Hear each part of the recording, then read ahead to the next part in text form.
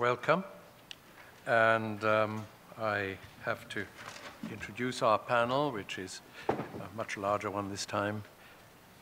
And first of all, since we just swapped sides, I'm sure everybody will know Professor Juan, who is one of the leading experts on the Middle East in general and has an extremely important blog, which everybody swears by who has any interest in the region, and is the author of a number of very important books.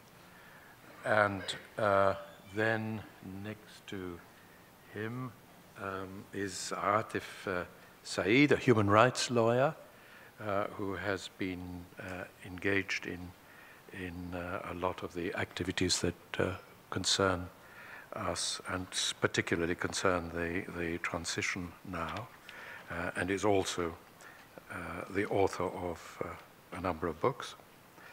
And to his left is Professor Nathan Brown, who's a professor of political science and international affairs in George Washington University, and is one of the leading experts on law in the Middle East and the author of various definitive books on that subject, on the development of law in the modern Middle East, including, of course, Egypt.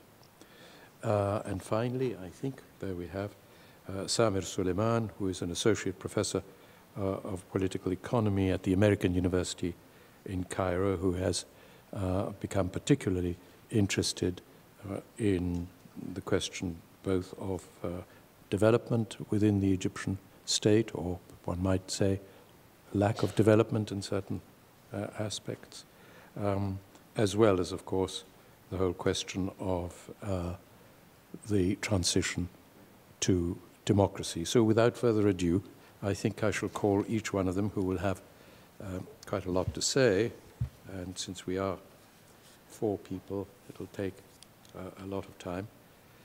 I would ask you, please, Juan, if you wouldn't mind to begin and make your presentation. How long should we go? 20 minutes? Yeah, that's fine. Yeah. 20 minutes. I'm going to show PowerPoint, so I'll go up to the... Okay.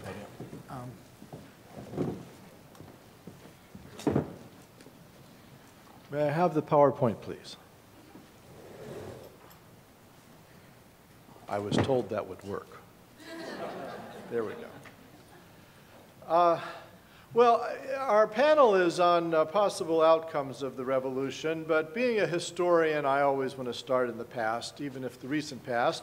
And I want to sort of shape my remarks about the possible future with regard to my research in Egypt this past summer, in which I still found a lot of graffiti left over from the revolution itself last January and February of 2011. So, and I think the graffiti may also point us towards the future. This piece, I just want to point out some features of it. I don't know if you can see very easily, but those hands down there in the middle are carrying a crescent and a cross. So they're trying, the graffiti artist is trying to underline a unity of the Egyptians across religious divides. And then this individual who's protesting and breaking the chains around his neck is doing so with reference to a cell phone that has SMS written on it, and then he's got Facebook in the other hand. So it's a reference to the role of the social media. The thing that anybody who hasn't been to Cairo since the revolution, the thing that you may not sort of have forefront in your mind is this monument to the revolution of the headquarters of the National Democratic Party. You know, they used to say that the Union of Soviet Socialist States was 4 lies. Well, the National Democratic Party of Egypt was 3 lies. Wasn't national, wasn't democratic, wasn't a party. But that was its headquarters, and whatever the party was getting up to was planned out there. And the crowds burned it during the course of the revolution, and it's still a burned out hulk. And it just towers over you anytime you're in the downtown area. You look over your shoulder and you see it. And it makes this statement that you come out of the Egyptian Museum into its courtyard, you can see it up over your shoulder. And I think it haunts the former regime figures as a symbol of how that party really has been dismantled. Just a little anecdote about how things have changed in Egypt. Back in the old days when I used to research in Egypt, I would go around Cairo taking pictures. And one time I was taking a picture of a bridge, and I was stopped by a soldier. He said, "You can't take a picture of that bridge." I said, "Why not?" He said, "The Israelis could use it. So you couldn't take a picture of a bridge." So when I was taking pictures of this building, I still had those old habits, right? So I asked a soldier, "Is it all right if I can take a picture of that building?" And I can't tell you how broadly he smiled. He said, "Can you? You have to." So he was a corporal or something and obviously supported the revolution.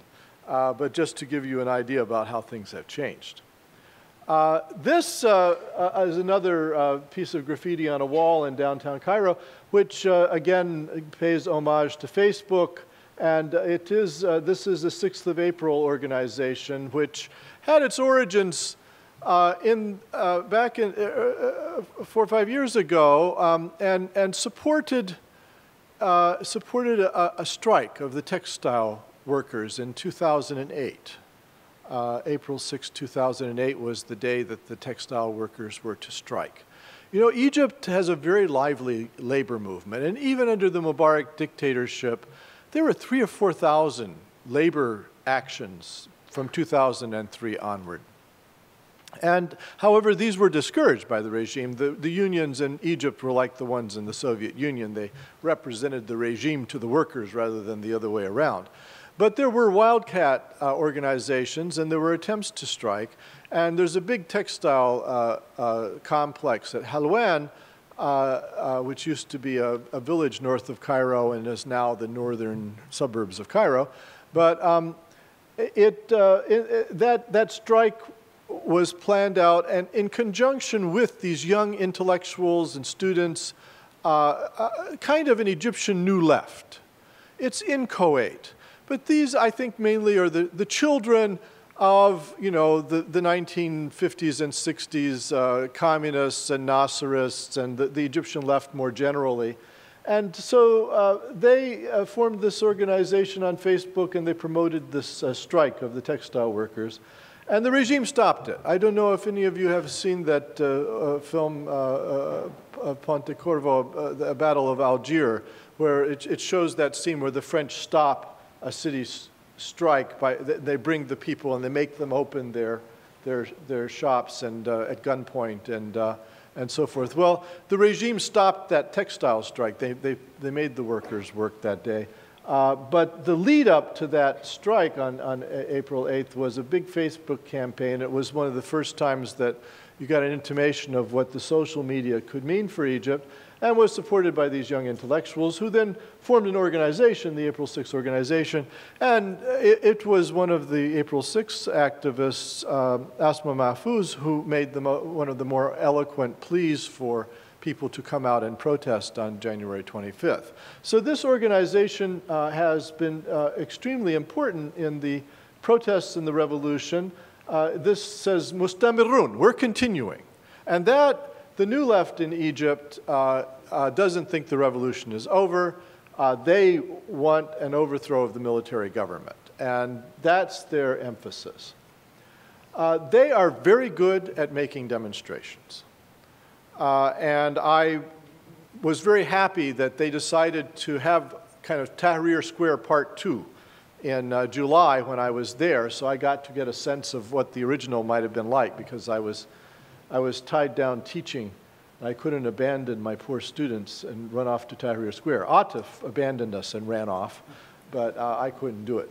But I did get to see Part 2. And Part 2 in July, which wasn't, of course, as well covered, was organized by the New Left. It was mainly their deal, and it was very successful. They got a lot of people out, and what they wanted was to keep the revolution going, because the military had more or less made a coup in response to the first revolution, and was dragging its feet. Basically, the Egyptian military's point of view seemed to be, well, we've had a little bit of unfortunate trouble and we had to throw Mubarak under the bus. But other than that, we're just going to go on like we were. And they would do whatever they could get away with in regard to keeping the status quo going. So they hadn't tried anybody for killing the protesters. They hadn't tried Mubarak. There were still a lot of regime loyalists in the cabinet and the bureaucracy. The television was still dominated by the Mubarak people. Actually, when I was there in early July, they had a meeting of the Screen Actors Guild of Egypt, which includes both television and film people. I don't know, their film people are not as snotty as ours, so they let the television people come into the same union. And however, you know, the film people in Egypt were mostly left of center kinds of people, and there'd always been a strong communist element and so forth, whereas nobody was allowed to, you know, be an anchor on television unless they had been vetted and were very strongly pro-Mubarak. So, you know, this union meeting of the television and the film people was fraught, and in fact, it broke down into a shouting match. People were accusing each other of being, you know, counter-revolutionary and upsetting society, and they had to cancel the meeting. So there were still a lot of regime loyalists in power, and the April 6th and other leftist groups wanted to hold the July demonstrations in order to force a number of issues. And they succeeded marvelously. They did force the military to put Mubarak on trial, and so you all saw on television probably him in that cage that they put the accused in Egypt, and that was a direct result of these demonstrations. If you just walk around downtown Cairo, you still see a lot of graffiti, a lot of remembrances of the revolution. This is a little back alley cafe, and as you walk by, you can see they say the people demand the removal of the regime. This is downtown Cairo near Tahrir Square, which is a tourist area, and so they have written it in English. But you can see that the military are saluting those pictures on the wall. And if you keep going, you see heroes all we must never forget. Those are pictures of the young people who were killed, we think nearly 900, during the revolution. And people have made slideshows, and it's very heartrending. I know I have an MA from the American University in Cairo, so I was a student in Egypt, and I was hanging around with Egyptian students in my youth. And the idea that these young people are dead, you know, they had their whole lives before them, they were capable people, it just still, I weep sometimes, and they do too, the Egyptians. Now, this piece of graffiti is not sophisticated like the others, but it is extremely dangerous. It says, Tantawi, Hami Mubarak wa Khadimu. Field Marshal Hossein Tantawi is the head of the Supreme Council of the Egyptian military, of the armed forces, SCAF, and the SCAF, the 22 top officers, have made a kind of collective presidency until a civilian president can be elected to replace Mubarak. But more or less, you know, Tantawi is the president of Egypt for practical purposes at the moment. And I met a lot of Egyptians who wanted him tried. They thought that he's implicated in the deaths of the demonstrators, one time I was driving in a taxi and we went past Tantawi's headquarters, and the taxi driver kind of snickered and said, he's next. The crowds will be outside here soon. So this piece of graffiti says that Tantawi is the protector of Mubarak and his servant. So this was at a time when still Mubarak had not been put on trial, and people were impatient, and they're accusing Tantawi of basically being a Mubarak clone. This was the July demonstrations in Tahrir, which often were quite large. I mean, they weren't as large as during the revolution, but you had often several thousand people there. As I said, this was primarily a project of April 8th and other left-of-center organizations, the July protests. Sometimes there would be a Friday where the Brotherhood would join in, so that you can see there's a Salafi there.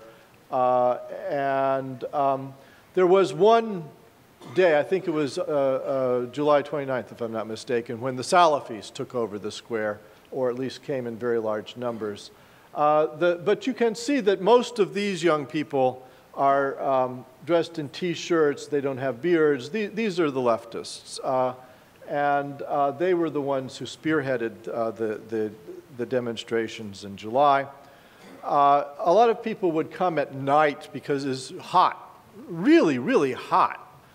I don't know what 45 is in Fahrenheit, and I don't want to know. But it was oppressive, and in fact, I saw young men, you know, when the army announced in February of 2011 that it wasn't going to fire on the Egyptian people, the protesters were very happy about this, and they had a chant that the people and the army are one hand. Shab al-Geish, Eid Wahda.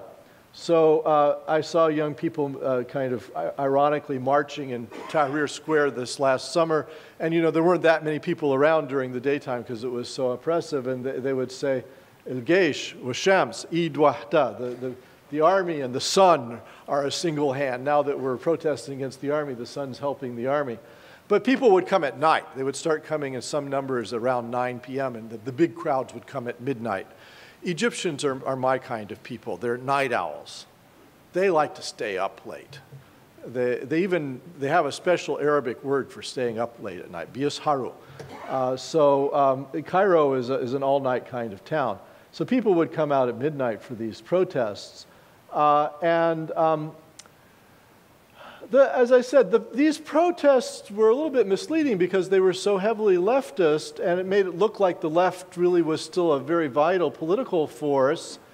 But it turns out that the leftist is really good at making demonstrations. I asked them, I met with some of the young leftists, and I said, you know, now they had planned the elections for the fall, and I said, are you canvassing neighborhoods? And I told them, you know, in Iraq, I followed Iraq really closely. There were some groups started out, you know, in the old way of being authoritarian little parties, and they had militias. Well, Muqtada Sadr's group is an example. But over time, as they kept having these parliamentary elections, they learned that you go to door, you walk neighborhoods, you distribute literature, you get people to vote for you, make them promises. And in the last election, the Sadr group got 40 seats in parliament because they were just very good at canvassing. And so I said to these young leftists in Egypt, I said, are you canvassing neighborhoods? Are you trying to win election for a particular party? And they looked at me puzzled. They said, no, we're not doing anything like that. Isn't that something that a political party would do? And I began to realize that they were going to have their posteriors handed to them in the elections. And I thought to myself, well, which political party exactly is it that you think is doing that for you? And so they were massacred in the elections. The New Left won, I think, no seats at all. And actually, they used to make fun of the old, you know, communist Moscow-oriented party, the Tegamo. And the Tegamo headquarters is across from an old Italian deli, the Grappi's near Tahrir. And they have banners outside, and I was talking to my Egyptian friends, and I said, should I go talk to the Gamo people? And they said, nah, don't bother, those guys are so old hat. So I didn't, but actually they got a few seats in parliament, whereas the New Left people that were spearheading the revolution didn't at all. And then you see that lady there with the complete black niqab, the complete covering. You don't see that many people in Egypt dressed like that. But those are the Salafis. And they turn out to be politically much more important than any Egyptian watchers had imagined, or any that I knew. You know, one of the puzzles is you just don't see them that much in the streets. These guys got 24% of the seats in parliament.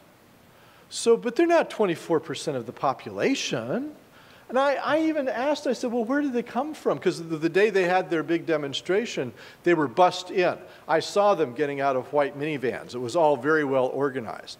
And I asked, well, where are they coming from? Well, they do have, you know, some strength in suburbs of Alexandria and so forth. But what I was told is, you know, it's not like there is a set of villages that are all Salafi. It's like in each village, there would be a few Salafis. And they just gathered them all up and brought them to Cairo. So I thought, well, this is a fringe phenomenon to some extent. They're visually distinctive, and the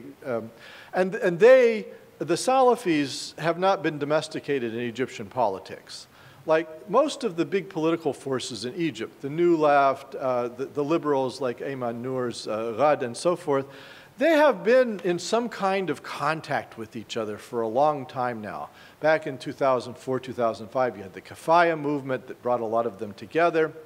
And so they mostly refuse to talk dirty about one another. It's very unlike American politics.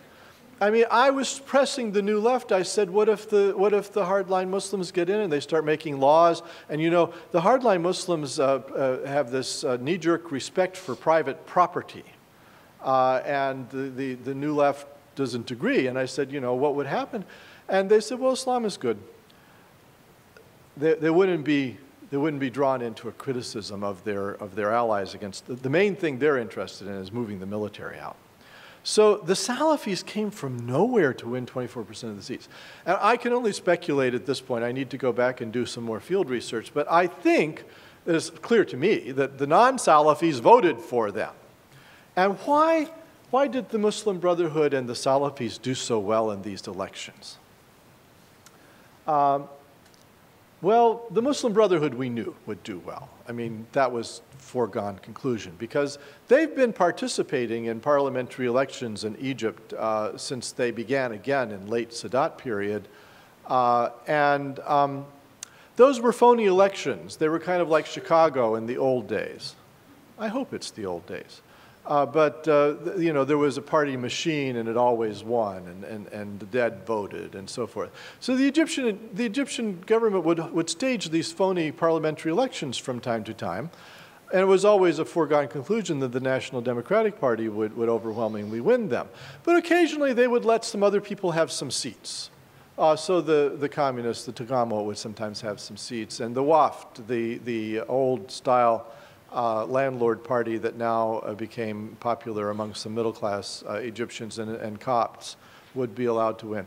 Well, the Muslim Brotherhood joined in those elections. It wasn't allowed to run under its own banner because religious parties were forbidden, but the other parties would run a Muslim brother in their constituency if they thought he would win, and he would, and mostly he, would vote with them on some issues.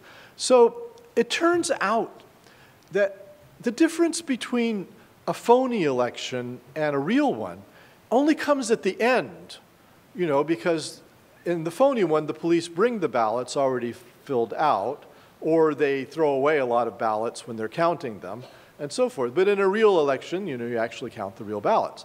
But the campaigning and all of the accoutrements of the election are the same. So the Brotherhood were past masters of this stuff. And they did very well. They got a majority in parliament. But the Salafis were new on the block, and they did really well. They got 24%. Well, they've got popular televangelists, and I think that it was the televangelism that signaled their importance. We think they probably get a lot of money from the Saudis.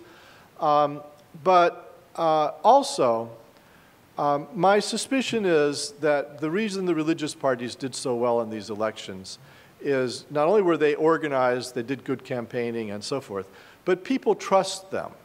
not to steal from them. And one of the big things the revolution was about was a protest against corruption. Egypt is among the more corrupt countries in the world with regard to the bureaucracy. I mean, everybody was on the take, including the Mubarak family was on the take big time. You want the government to fix something, you have to go to the bureaucracy, you have to see them, you have to bribe them to do their jobs. There are all these horror stories about the infrastructure falling down. I read this one story when I was in Egypt. This family had a medical emergency. One of the kids was sick, and so the whole family got on their night clothes. It was the middle of the night, and they went off to the hospital, and they were walking across a bridge, and one of the children suddenly disappeared. And they went back, and they couldn't find the child, and it turns out there was a big hole in the bridge. The child had fallen into the river. So people want somebody to fix things, and they want them to do it without having to be bribed. And so I think they voted for the Muslim forces in part because they think they're upright, they're efficient, they're on the ball, and they won't steal from them. Then the Brotherhood took it into its head just very recently to run a presidential candidate. First, they promised they wouldn't do that because they didn't want to raise the specter of a one-party state. The person that they proposed was well known for high-level corruption. So I think the hopes of the Egyptian public may be dashed in this regard, but I think that's where things stand now. Thank you very much.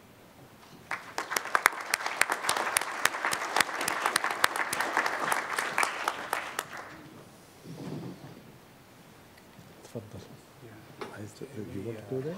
Yes, be easier. But we don't need that. Oh, that thing straight in one's eyes. Yeah, I know. I suffered from it. Did you? Yes, of course. Yeah. Good. Hello, everybody. First of all, I would like to thank the organizers. It's a great honor to be among this within this great panel. It's very exciting. The aerial panel, there was some discussion about the military, and so my presentation is mostly about the military and the transition. And actually, everybody agreed, and actually I had some ethnographic notes and some interviews to reflect upon the 18 days and how people saw the military and how this shifted every day. So would agree about this impression about a black box. So it's people outside see the military as a black box. Also the protesters, how they saw the military and how this changed throughout the 18 days.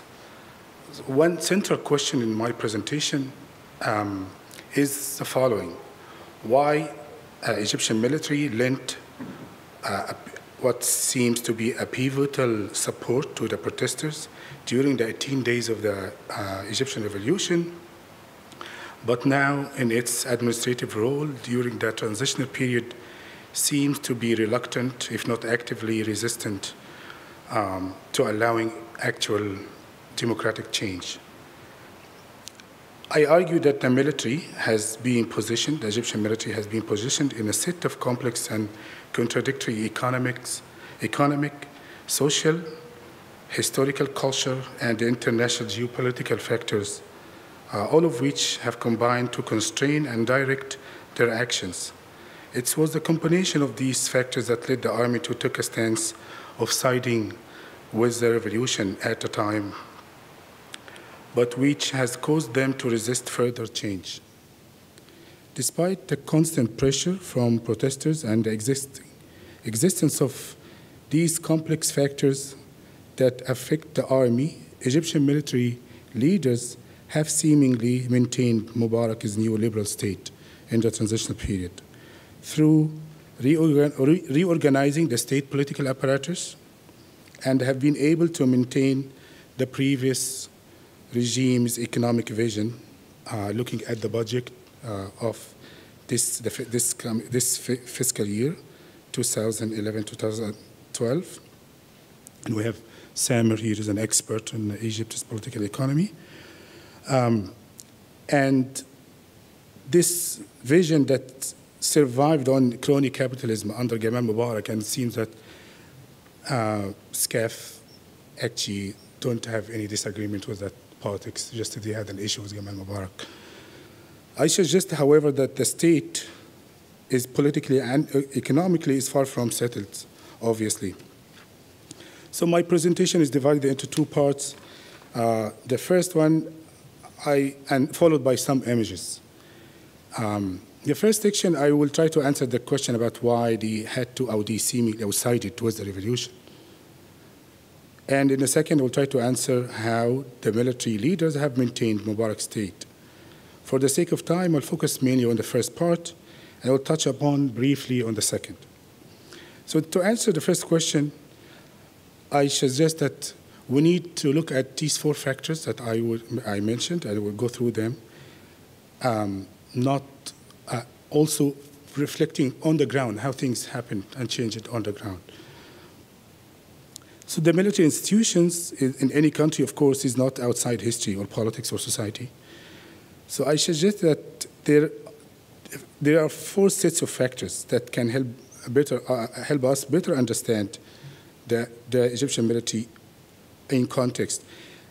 There is always a discussion about the economic empire. I know it's very crucial. It's probably the most significant factor, but actually you can't take it outside of the other things. So the economic factors, the social demographics of the army composition, the cultural historical factors, and the international geopolitical. So the most important aspect of the economic dimension is to understand how the army is involved in business for 3 decades. It owns many assets. Egyptian military owns economic assets in Egypt. According to some conservative estimates, it's 15 to 40. I know the number is going around, and Professor Cole, and I agree, some Egyptian economists say that we need to investigate this further about really how accurate, based on what estimates or judgment they say it's 15 to 40. They own 35 factories and companies. The army's budget is a separate total item in the Egyptian budget, no civilian oversight. The second is the social demographics. The army is based on compulsory military service for all males between 18 to 30. It's one of the biggest armies in the Middle East with 440,000 people, most of which are drafted. Around 370,000 are drafted. Most of those are temporary for a few days, for a few years in the army, so they're really in touch with their classes. They are not invested in being in the army. Economically, there is some gap between them and the generals. According to some old estimate, the armed forces annually absorb 12% of the Egyptian males entering the workforce. And there is really a big gap between the generals and the lower rank officers in terms of salaries. The third set of factors is historical and culture. And of course, it's impossible to summarize this, to summarize how the public historically viewed the army in few sentences. But one general way to put it is that the public's view towards the army is very contradictory. On the one hand, for example, they believed in, generally speaking, the army is seen as a foundation of the modern nation state since Muhammad Ali, that brought modernity. But on the other, it also brought the military coup of 1952, succeeded in ending British colonialism, and also brought some kind of social welfare state. At the same time, the very same coup established dictatorship, which is lasting until today. So it's very ambivalent. And according to polls, Egyptians are they don't mind, or they want a bigger army. They are against the reducing army. They want a stronger army, but at the same time, they don't want an army that is involved in politics.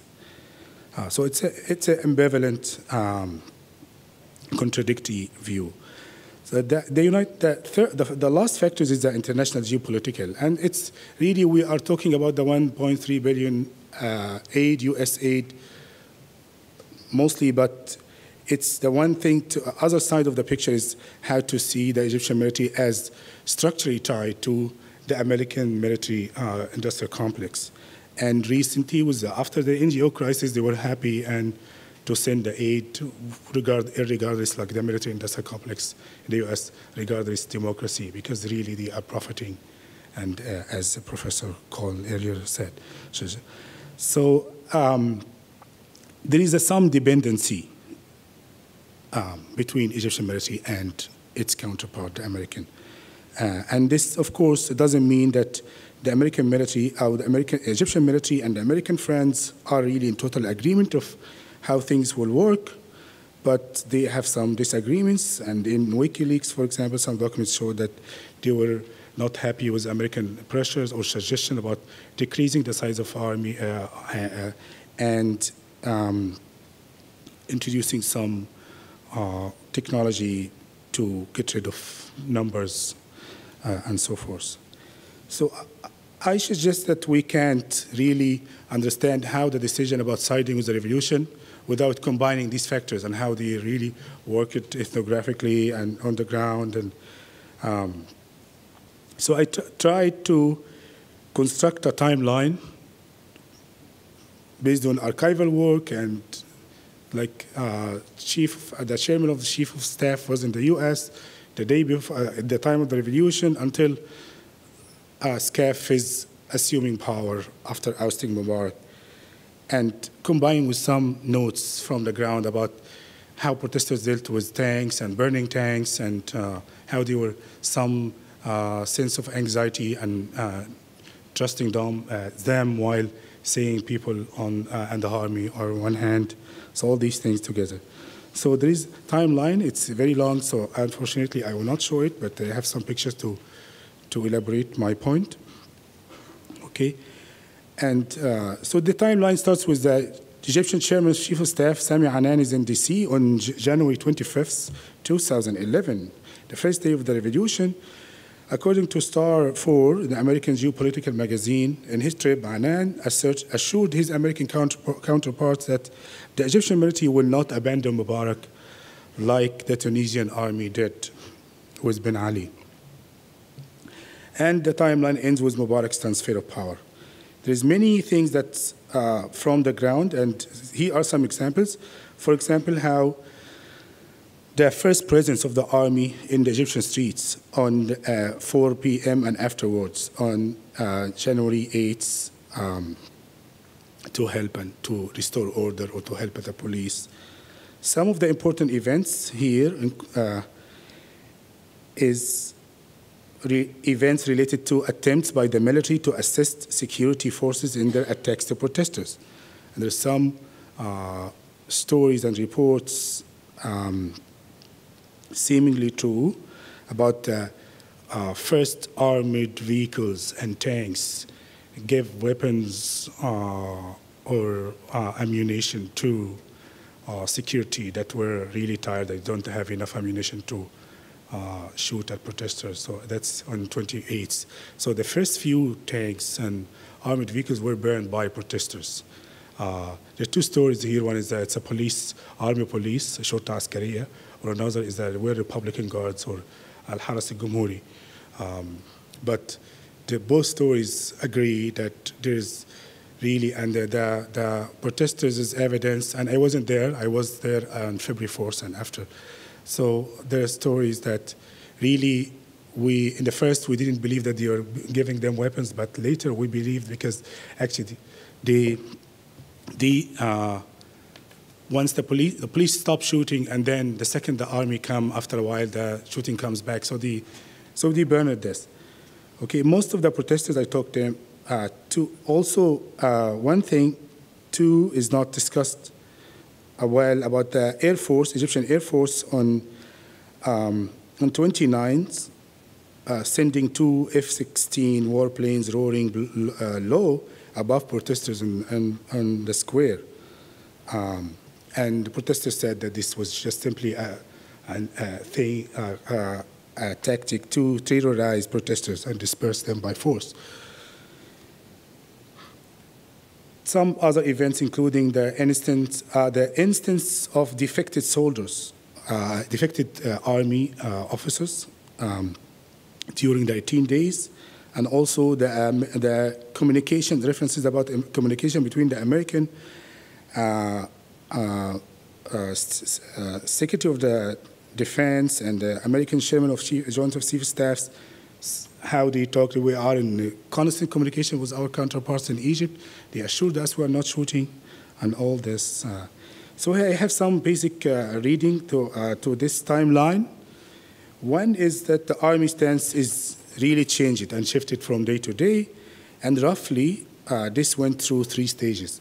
The first stage, from January 28th to February 2nd, the main aim of the army was to restore order and to assist security. That's where instructed by Mubarak to do so. And actually assisting was literal, it seems, that they simply giving them weapons and to use force or threaten protesters to evacuate them.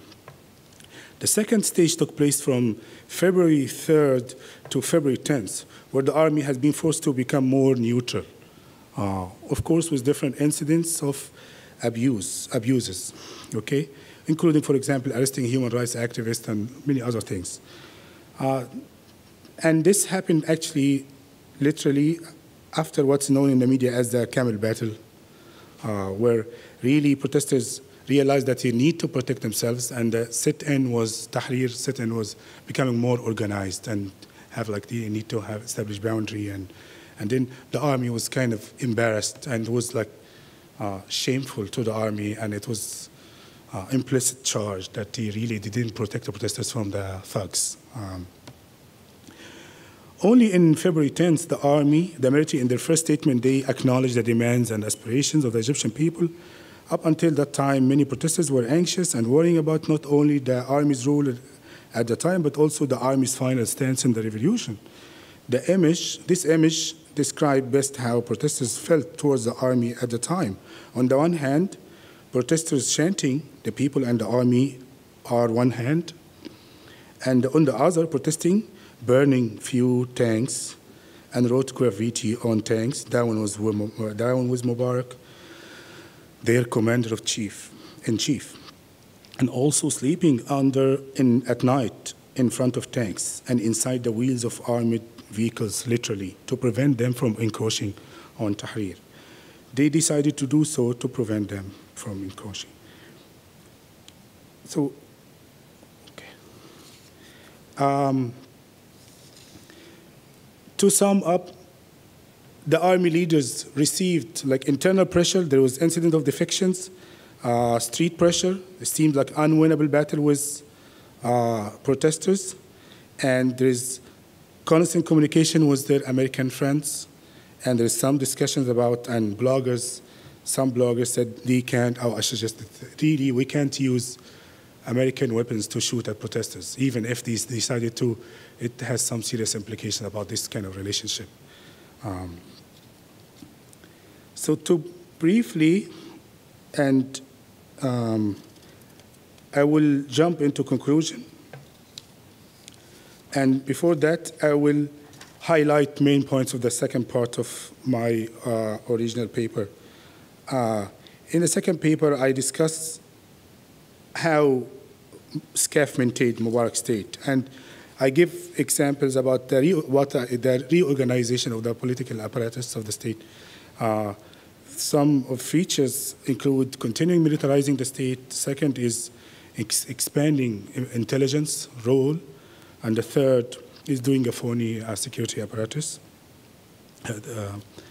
And then there's many incidents about the economy, about keeping the same budget or resisting the change in the budget that has more progressive tax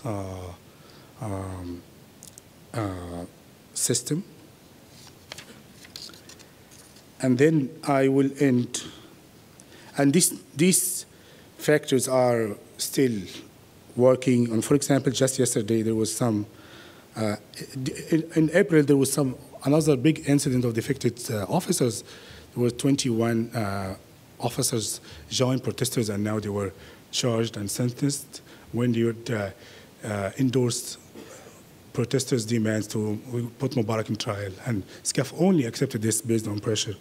And yesterday there was a report in Reuters about 500 Egyptian military officers based on the Air Defense Institute in Alexandria protesting mistreatments. And here is a quote from one of them. Officers, military ranks struggle like the rest of the Egyptian people.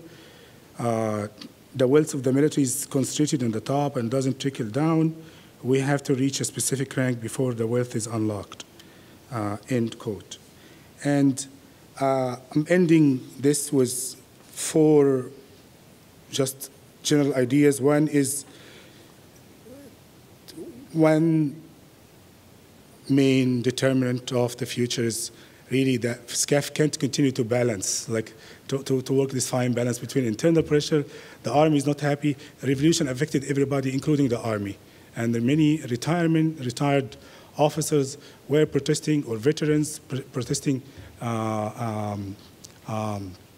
low retirement allowance, and many incidents documented about that.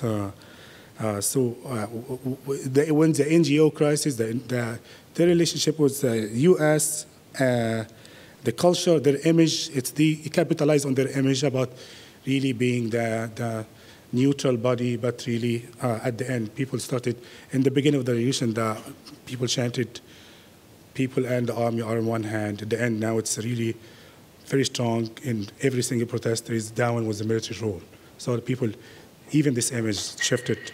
The second determinant is the duality of power, the brotherhood, that things I didn't touch upon in the paper, but how this will work. And the irony is that it seems that both the brotherhood and SCAF seemingly agree on the same politics, same economic vision. A new liberal state of Mubarak will survive. The third point is the idea of the strong civil society. Really, as many in the aerial panel, really the revolution is even in the security apparatus. Many officers really want to live in dignity. They want to stop treatment, and they were not happy and protesting, and they were fired or some. So it's, and the judiciary, there's things unsettled. And I will end with a quote from Samer's Autumn of Dictatorship, where the quote starts like, in the absence of popular. This was before the revolution. Samer wrote the book before the revolution. In the absence of popular revolution, the coup by the group that outside the current regime, Egypt will be ruled in the coming years by a marriage between the military and business establishment. And my reading, and I'm using this marriage metaphor, Samer's, I think that the revolution simply disrupted the marriage but didn't break it. So we'll see how things unfold, but I will stop here. Thank you very much. Actually, can I take a couple minutes to show pictures? I'm sorry? Can I take a couple minutes to show pictures? Well, okay. We're a little over. Shall okay. we show them afterwards? Yeah, okay. That's one okay. hesitates to ask a human rights lawyer perhaps not to continue speaking. So I'm sure there'll be more opportunities to express many of the points that you want to express and that people will be asking for. But thank you very much. And, next.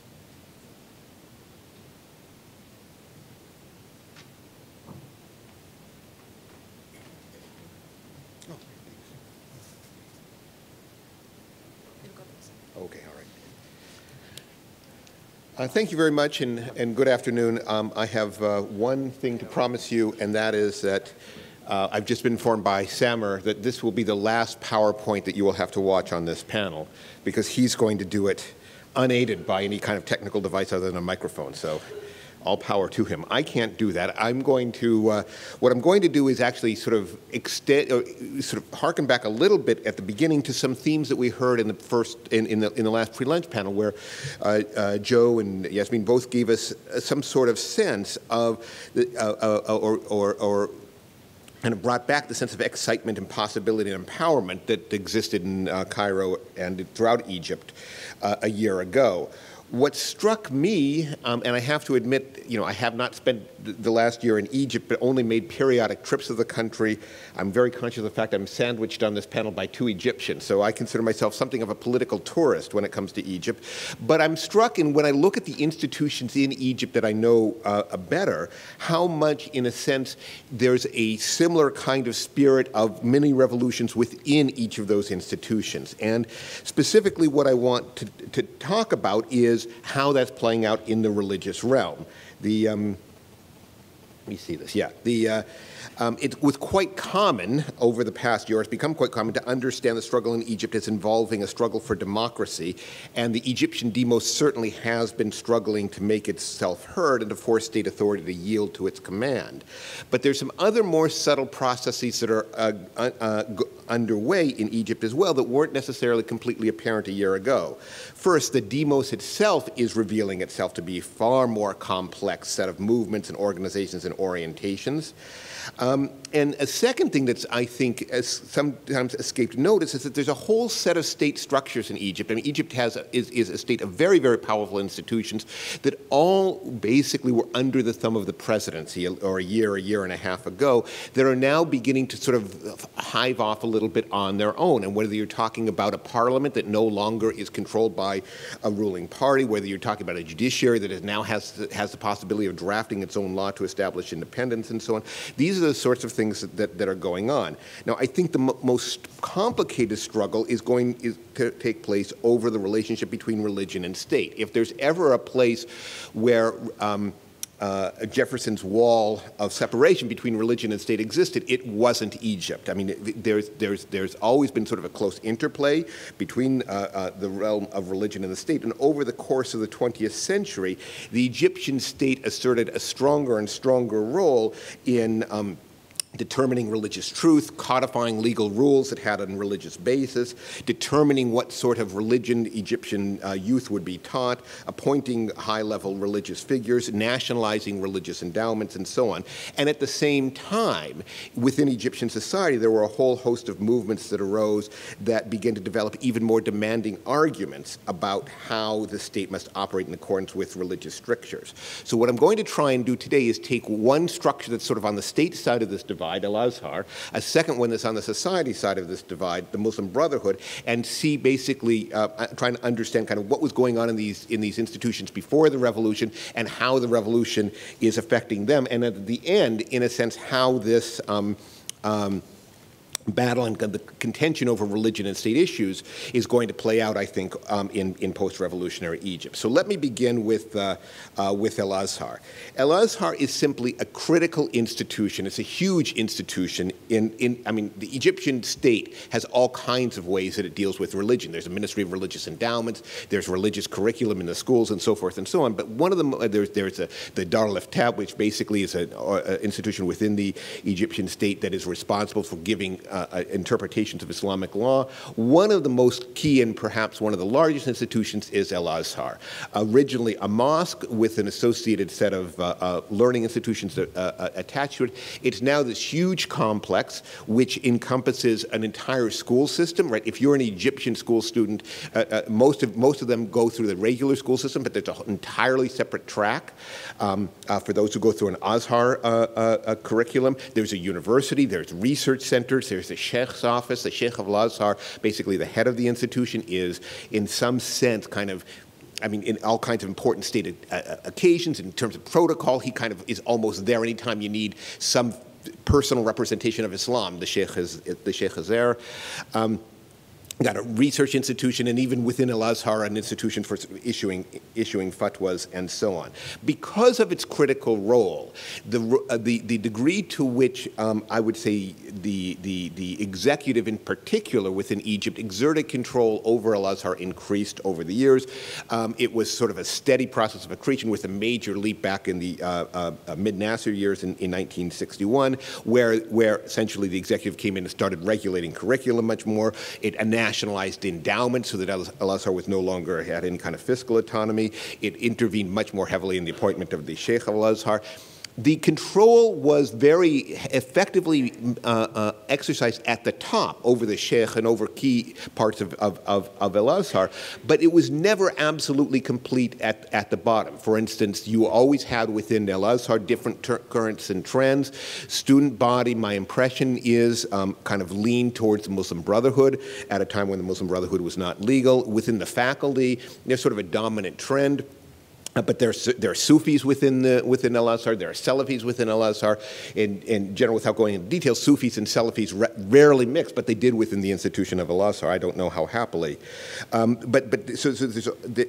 there was also within Al-Azhar a sort of a set of scholars who were very critical of the way in which they thought Al-Azhar had been turned into appendage of the Egyptian state, and rather than being able to speak freely on behalf of their own religious learning, they were forced to kind of do the ruler's bidding. And so there was always kind of a dissident strain within Al-Azhar as well. Well, so that's kind of what the institution was in, and since the revolution, there has been basically a battle within Al-Azhar and a battle over Al-Azhar. And the battle within Al-Azhar essentially means that the lid is a little bit off of the tight state control. So, for instance, the dissident scholars within Al-Azhar who had formed an association called the Al-Azhar Scholars Front, that organization had been shut down by the regime in 1999 because it started getting too feisty. It basically revived again after the revolution and began calling for a new law of Al-Azhar which would allow scholars within the institution to elect their own leaders, to elect their own sheikh. The students within Al-Azhar did not wait for any kind of permission from the state. They just went ahead and held student elections, like they did on many other Egyptian university campuses. The faculty started electing their own chairs and their own deans and basically just presenting them to the university administration and then to the Ministry of Higher Education, saying, here are our people, and you have to appoint them, which, rather than waiting for the full law to be written. So there was a sort of a groundswell of activism within the institution, and sitting on top of this is the Sheikh of Al-Azhar, who is an appointee of the old regime. Not only is he an appointee of the old regime, but at the time that he was appointed, he was a member of the Policies Committee of the National Democratic Party. And he has had to do a very, very careful job, and actually I think it's almost a brilliant political job, of repositioning himself within the institution and also within Egyptian public life as sort of, as kind of a conscience of the nation, kind of watching that transformation of somebody who had been brought in, seen as a regime man, into this kind of independent figure has been fascinating. Outside of the institution, there's a battle for control over Al-Azhar, because Al-Azhar is, as I say, such a huge institutional presence in religious life in Egypt. And let me just give two examples of the way that takes place.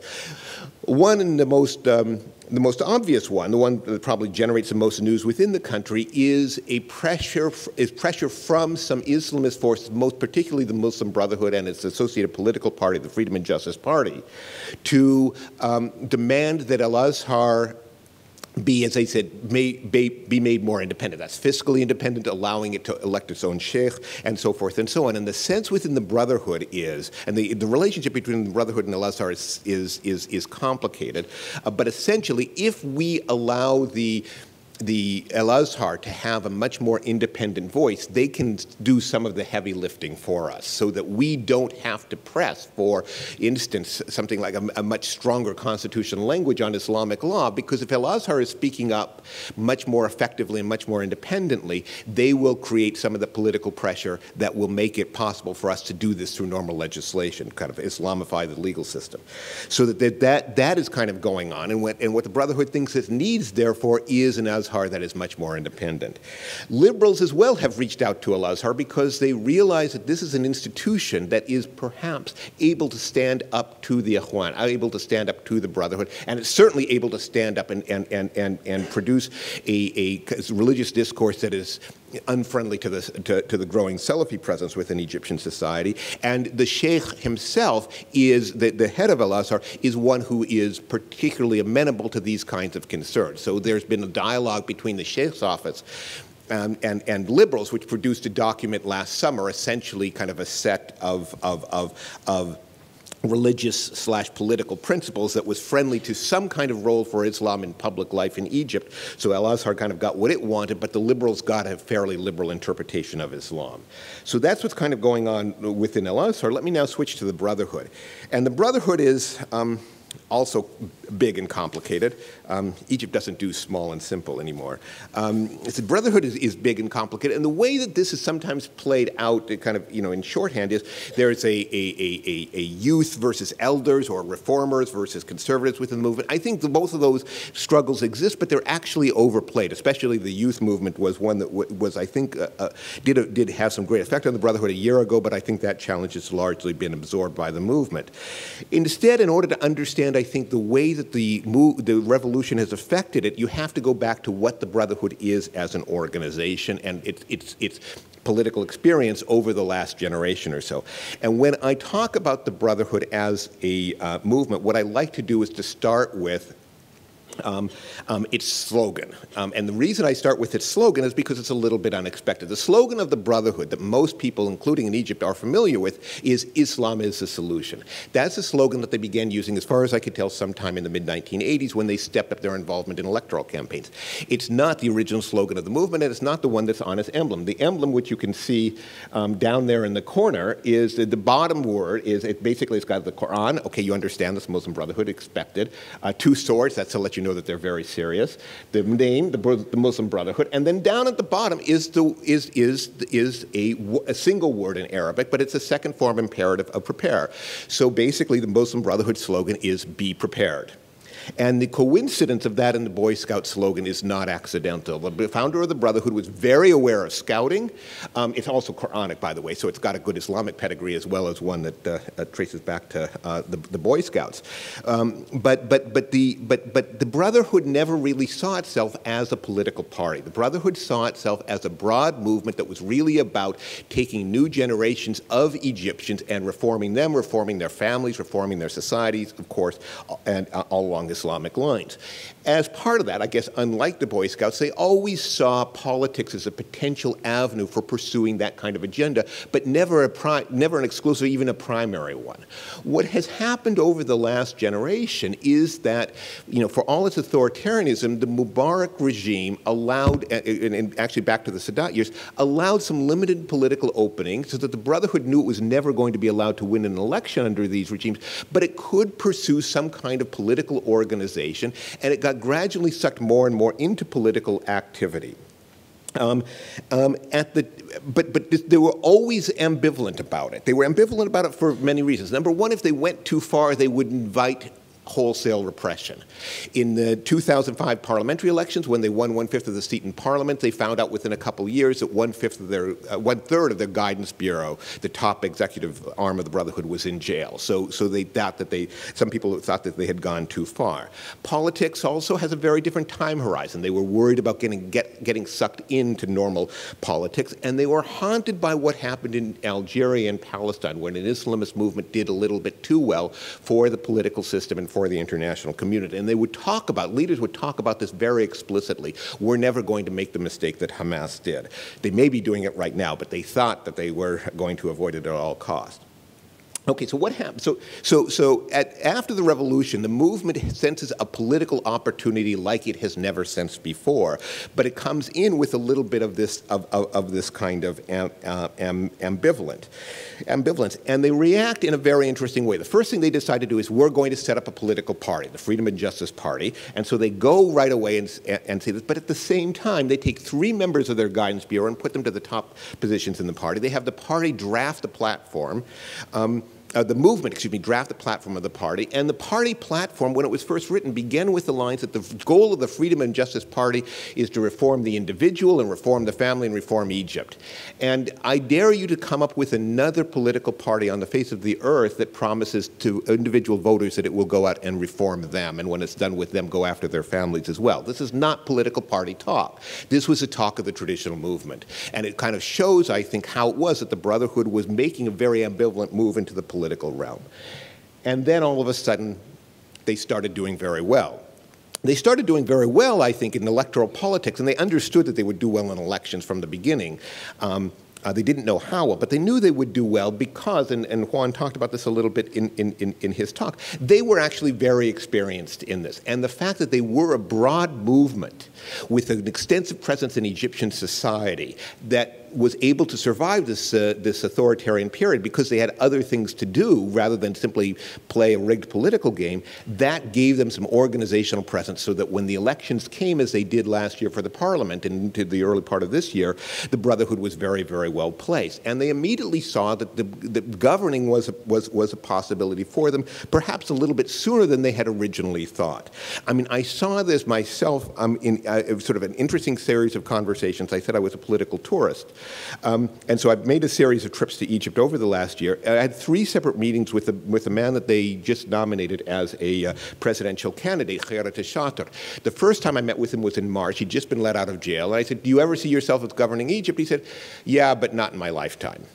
Now he's running for president. And I could see the last time I met him in the sort of transition is that he's basically acting as if he's almost kind of the head of a government in waiting. As a movement that is prepared to go into government. This, however, I think raises some challenges for the movement, and the temptations of politics are ones which I think are ones that I think have to be taken fairly seriously. The Brotherhood has never really had to translate a kind of a set of ideological ideas to making practical policy. And you see right now the Brotherhood trying to struggle with taking its ideological commitments to the Palestinian cause, social justice issues, religion, and so on, and trying to transform them into a practical program for governing. And it's a very difficult process for them. They managed to find a verbal formula on the Egyptian-Israeli peace treaty, which satisfied the United States and managed to keep its own foot soldiers happy or at least quiet, but this is going to be an ongoing challenge for them. There's a second kind of challenge as well. The more attractive politics becomes, the more the movement kind of shifts over. And I think right now, for instance, you have the possibility of a general guide for the movement, a secretary general of the party, a speaker of the parliament who is also from the political party, and a president. In a sense, a movement now that has a president of the republic. It's possible if Graffiti wins, which I think is possible. I'm not sure how likely. This is the movement, which is famously hierarchical, is all of a sudden finding it's got this kind of a foot in every single realm.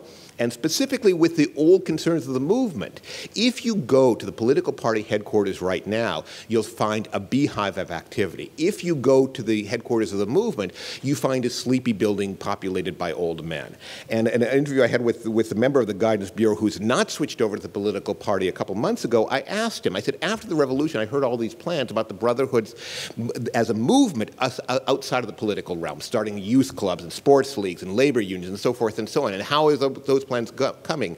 And this very normally boastful figure just looked at me and said, you know, it's really, really hard. So in a sense, what has happened is that the energy has gone into the political party, and whether or not, what impact that will have in the long term, I'm not sure. Let me now finally briefly sort of talk about the state of play right now as moving forward. In terms of Al-Azhar, going back to Al-Azhar, where this struggle is playing out in Egypt, which is a very bureaucratic place and a very legalistic place, is a struggle over the law governing Al-Azhar. The SCAF promised Al-Azhar that before they left office, they would issue a new Al-Azhar law, and they did basically a couple days before the parliament met. When people opened up and read the law, they were very, very surprised, because what it did did was to give the Sheikh of Al-Azhar authority to appoint a body of, I think it's 40 scholars within the institution, who will then continue to elect the Sheikh. So it essentially makes a self-perpetuating body. This is not simply an independent Al-Azhar, but it's one that effectively signs it over to the current Sheikh, a figure that a lot of people like.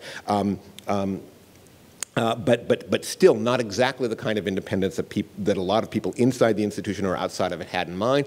And the parliament, as soon as it met, a lot of deputies said, this is the first thing we're going to have to take up to write our own law. They have not done so. They've got a fairly full legislative agenda. But I think the battle over and within Al-Azhar is hardly finished. In terms of the Brotherhood, the emphasis that I would like to say is that a lot of the shape that the Brotherhood takes is determined by sort of decisions it makes, but also decisions that are made for it. And here I've sort of provocatively tried to sort of lay out three paths. The Algerian path, which is essentially that they overreach in the eyes of important parts of the state apparatus, particularly the military and the security apparatus, and provoke some kind of coup. That's, I think, unlikely, but it is possible. The second path would be what I would call the Malaysian path, or perhaps you could say sort of the Mexican path under the PRI, that the Brotherhood becomes a dominant political party that just stays and stays and stays, where you have regular elections in which the Brotherhood becomes a dominant political power. And there's finally the path of Spain, where the military effectively, difficultly, and sometimes with a little bit of kicking and screaming, accommodates itself to regular democratic politics, and you have a pluralist party environment. Each of these three paths would set the Brotherhood off in a different direction, and while the Brotherhood does have some effect over these outcomes, it doesn't itself determine them. So in short, what I think what you see is an environment in which the struggle over what will become of the Brotherhood is partly in the hands of a political system in a political dynamic that's highly volatile. Let me just sort of now try to sum up in terms of a conclusion. It's often said that there's no single phenomenon that can be called secular. There's the various ways to draw a line between state and religion, or to permit some crossing between them, and that there's too numerous and too various to talk about a single word called secularism. Instead, secularisms has to be talked about in the plural. And I think what Egypt is showing is that there are many non-secularisms as well. It's difficult to draw a line between state and religion in Egypt, but observing that it's difficult to draw that line doesn't tell you very much. There are different and evolving ways in which the state will express, support, pursue, contain, and define religion, and that religion will inform, limit, guide, and infiltrate state authority. In post-revolutionary Egypt, what I see is that the complexity of that relationship is growing, and even more notable, religion is providing a conduit for a decline in the distinction between state and society. Thank you.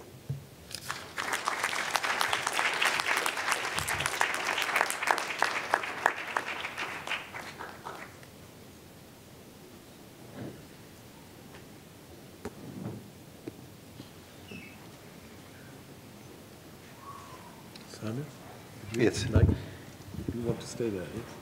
Sorry? You will stay where you are? Yes, I will stay. Good. I'm afraid maybe I'm sleepy a bit because of the jet lag, so if I'm sleepy enough, I will stand.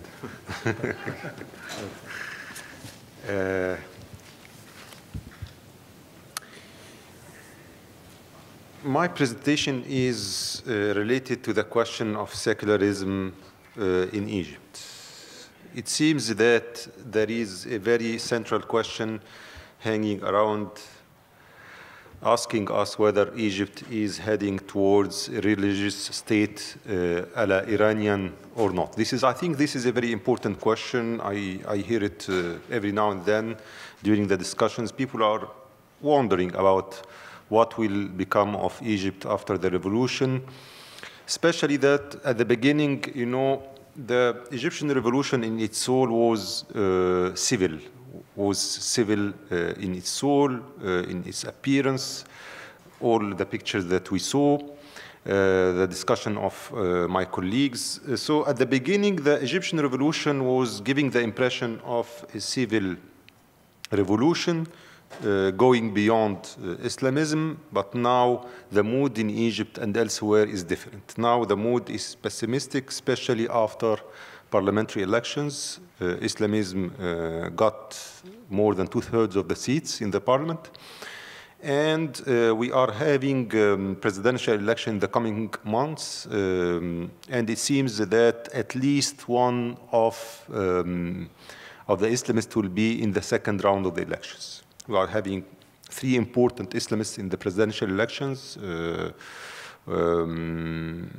Hazem Salah Abu Ismail, Khairat Shatir, the brother one, and Abdul Mun'im al-Futuh, ex-brother. So it seems that Egypt is in a very critical moment in which there is a threat of a religious state in Egypt. In my presentation, I will try to say that this picture is too pessimistic, that we have many reasons for us to rethink about this very, very quick and hasty conclusion.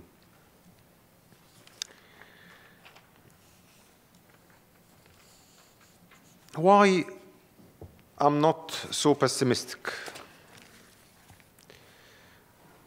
First of all, the electoral victory, the electoral sweeping victory of the Muslim Brotherhood and the Salafists should not be overinterpreted.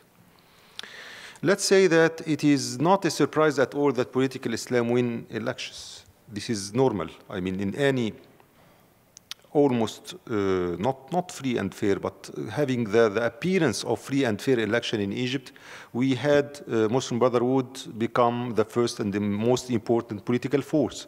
In 2005, Mubarak organized the most free and fair election during his rule, and the Brotherhood got 88 seats of the parliament. So the victory of political Islam is not something new. It is not something unexpected. It's something normal, and they have behind them many years, many decades of electoral politics. They are very experienced in electoral politics, and they are having behind them decades of cultural hegemony, of hegemony over the public sphere, of changing the appearance of the public sphere in Egypt, etc.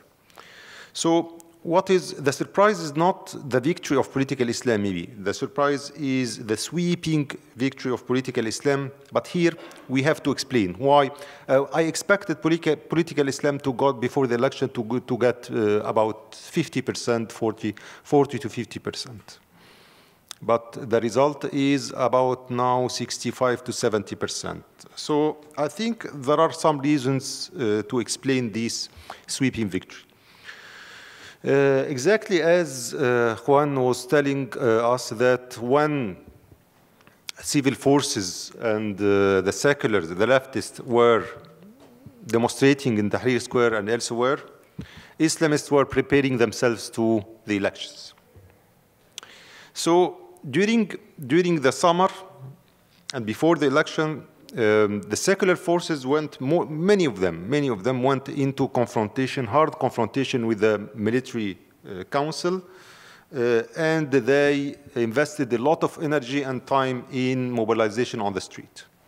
So let's say here that the result of the elections is not reflecting the real forces on the ground. I mean, there is a bias. Yes, certainly, without any doubt, political Islam is the major and the most important political force, but to get 2/3 of the parliament, this is too much, I think. So the fact that secular forces went into confrontation, hard confrontation with the SCAF can partly explain the results, also because this tension between secular forces and the SCAF could explain why the SCAF, the transitional authority in general, tolerated the severe violations during the elections committed by political Islam. You know, the Egyptian law is banning the use of religious slogans, is banning publicity inside electoral bureaus, and all these kind of activities were taking place during election without any intervention from the side of the transitional authority. The second reason why I think there is no need to be too pessimistic about the future of the secular forces or civil forces in Egypt is related to the changing process in which these forces are in. We are very often discussing the changes of political Islam, how political Islam is in a moderation process, how political Islam is changing, but we give very little attention to the changes in the secular camp. But I think we have major transformation and very important changes taking place among seculars in the last months. To the extent that the word used to describe seculars today in Egypt is not seculars as it used to be. Today we are using the term civil, madani, not Almani.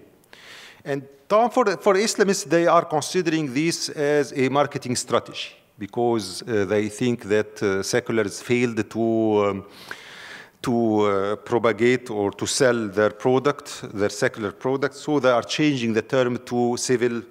But this is, I think this is a simplification because there is a real difference between what is civil and what is secular. The difference here that secularism in Egypt was very influenced by the French secularism. And it was really so often exclusionary. I mean, it was very taking a hardline position, demanding the separation between state and religion, demanding the control of the religious presence in the public sphere, and demanding the ban of the participation of political Islam in the political sphere. I'm generalizing. I mean, طبعا, we have some secular forces that accepted the participation of political Islam, but I'm talking about the main tendency among seculars was to exclude, to try to exclude political Islam from the official politics. So there is a historical change in Egypt in the last months, which is the acceptance of the vast majority of seculars to include political Islam in the official politics. Second, also a very important major difference here is we are shifting among seculars and civil forces from the call for separating state and religion to rationalizing the relationship between state and religion.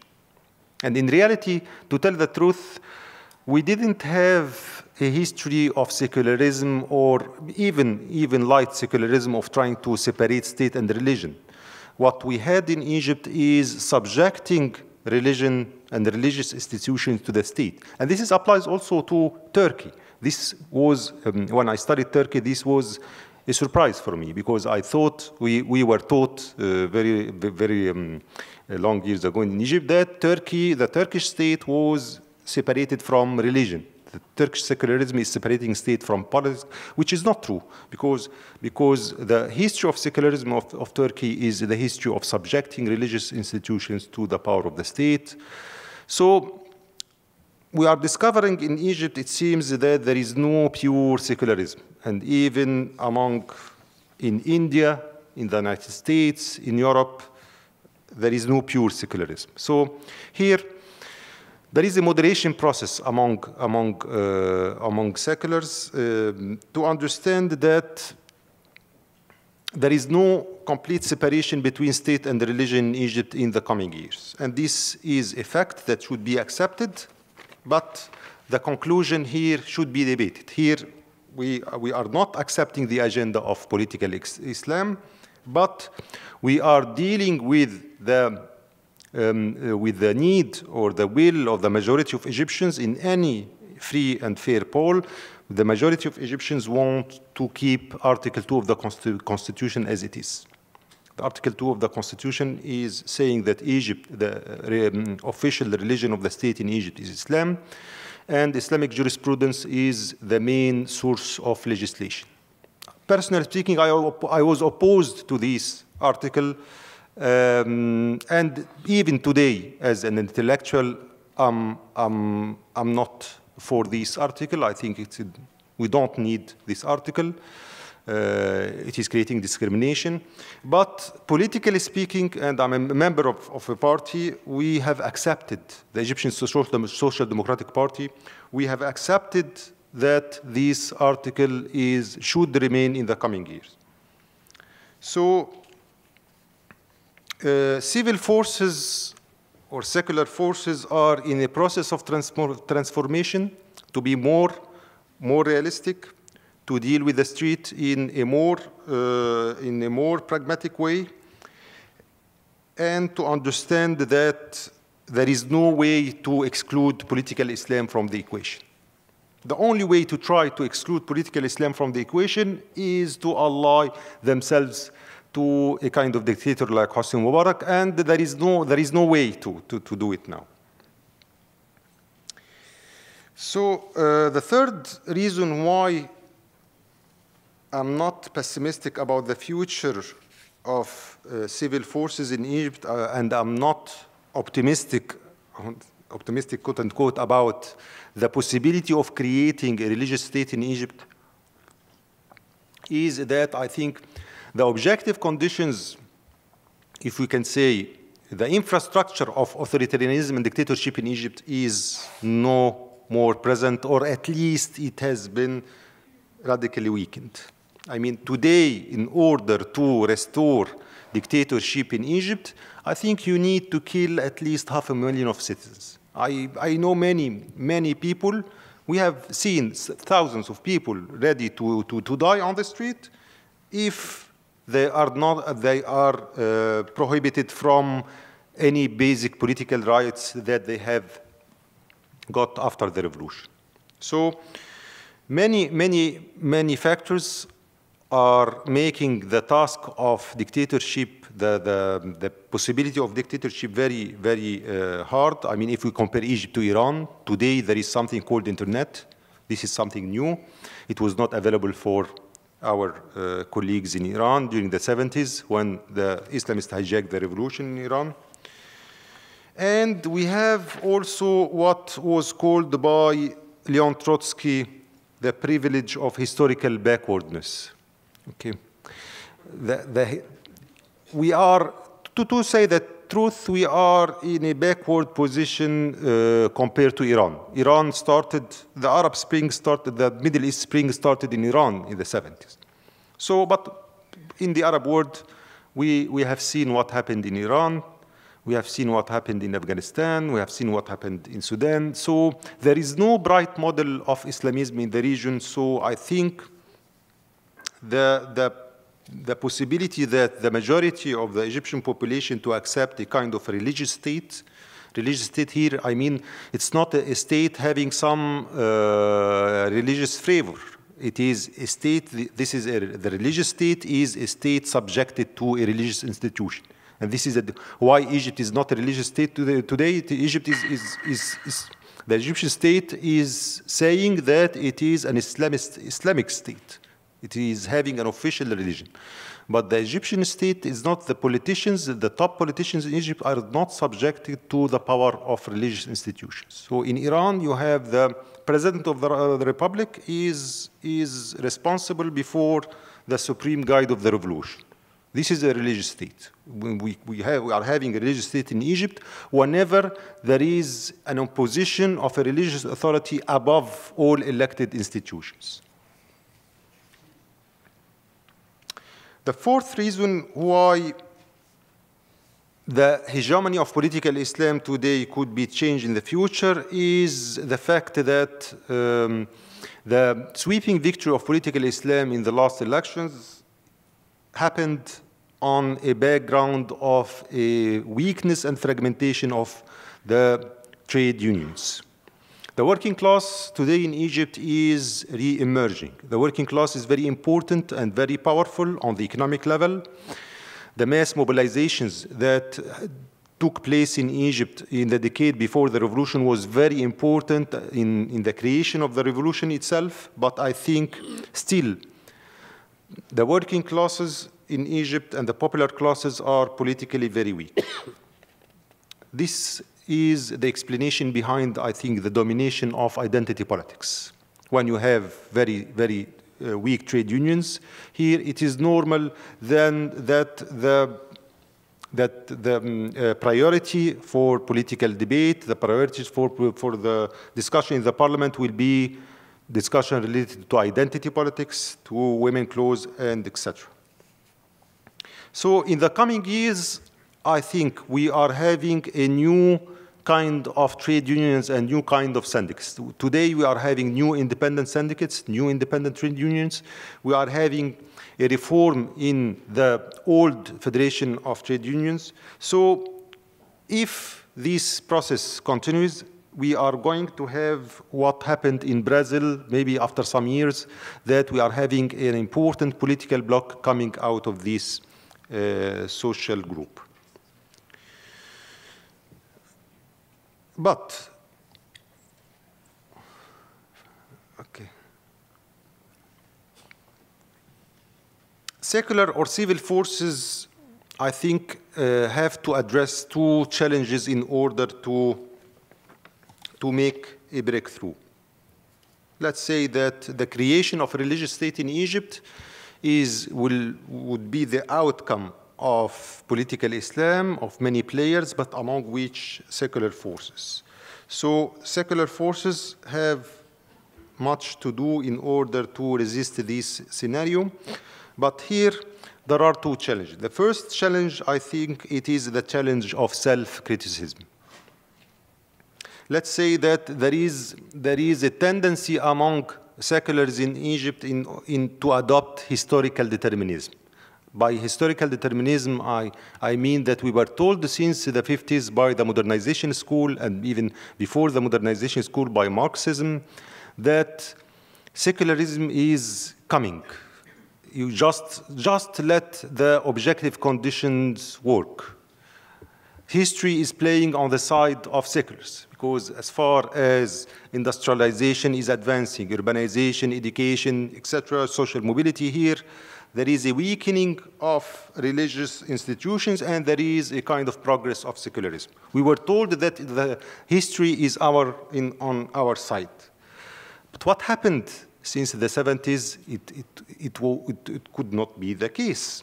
So how seculars reacted to this bad surprise during the 70s? We have two, I think, main two reactions. One reaction is to leave the domain of historical determinism in order to adopt cultural essentialism.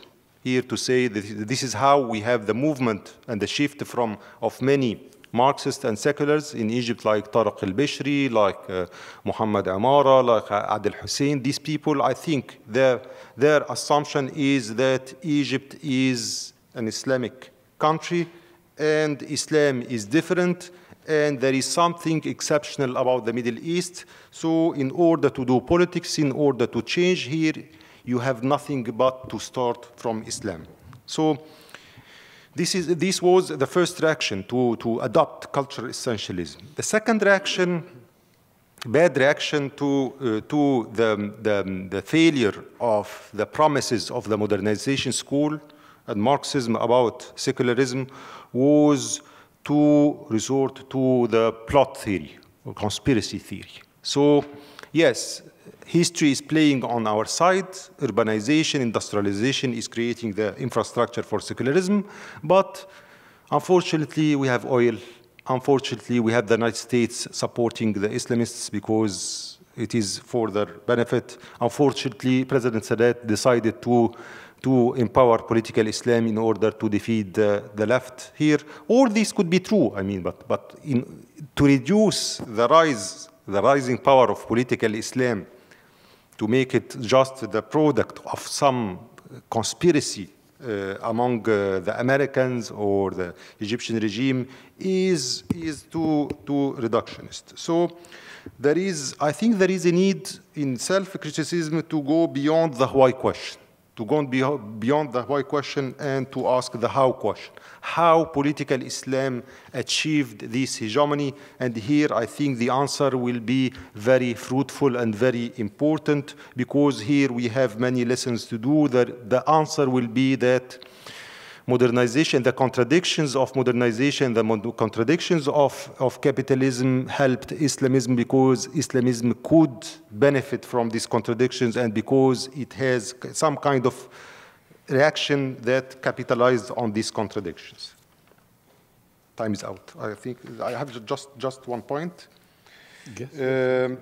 1 point. The second challenge, I think very important challenge, is the challenge of organization.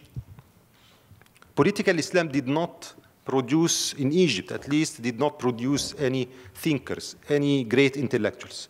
Normally, political Islam borrow from Marxists, from liberals. We have some people converting from Marxism, from liberalism to political Islam. But what is genius about political Islam, I think what is very brilliant, is the theory of organization. Here they have Hassan al-Banna. Hassan al-Banna is a genius in creating a very effective and very wide organization. I think this is the challenge for seculars in Egypt. And when I say seculars, I mean leftists, liberals, center leftists, whatever. With all the political coloration, we are having a deficit of organization among the secular forces. Here, the problem is that the new generations, what we are living in today in Egypt, is not able to reproduce any pyramidal organization, any hierarchical organization. The future is for a new kind of organization. What kind, we don't know exactly. This is why the majority, the thousands of hundreds of thousands of newcomers to politics, the majority of them are not included in any political party. The majority of them are working in informal networks of politics. And this is a very big challenge, because in order for secular forces or civil forces to achieve something political in the coming period, some kind of new organization should be invented. Some kind of organizational theory should be worked on in order to produce something new, something creative, and something that it is suitable for secular forces, because secular forces cannot imitate political Islam in its organization. Muslim Brotherhood is based on the principle of obedience, and this is not the case for other forces. So let me sum up just to say that the future of democracy in Egypt, if there is democracy in Egypt, it needs some kind of strong secular force, because democracy, as we all know, is about checks and balances. There is no democracy without checks and balances. And the presence of one major political force, the hegemony of one only major political force, which is political Islam, I think it is not helping democracy in Egypt. It is not even helping political Islam itself, because political Islam, for it, in order to complete its moderation process, in order for it to have the most moderate element of political Islamists winning in its strength, needs some pressures from outside, and this is the task of civil forces in Egypt. Thank you.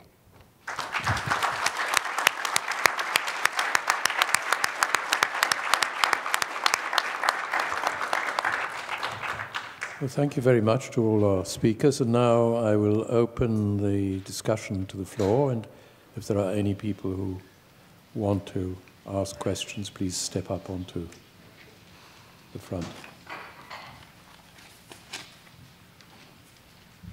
Good afternoon. My name is Omar Al-Auda. I'm a graduate student at Columbia's Political Science Department, and thank you all for your presentation today. I have two questions. One is specifically for Professor Brown.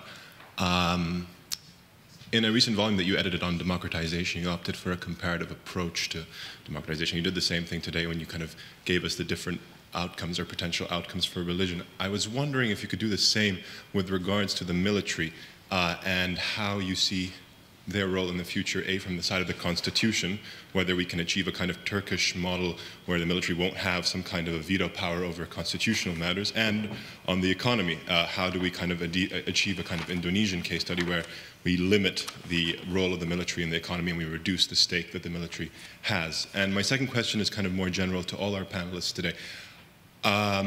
All the presentation today seemed to deal particularly with the military and with religion, but nobody seemed to address the haunting specter of the ex-regime and how the ex-regime might kind of, resurface in some kind of new shape or form, particularly since we've just seen that the ex-vice president and chief of intelligence, Omar Suleiman, is now putting himself forward for the presidency. So I was wondering if you could comment on how that could factor in.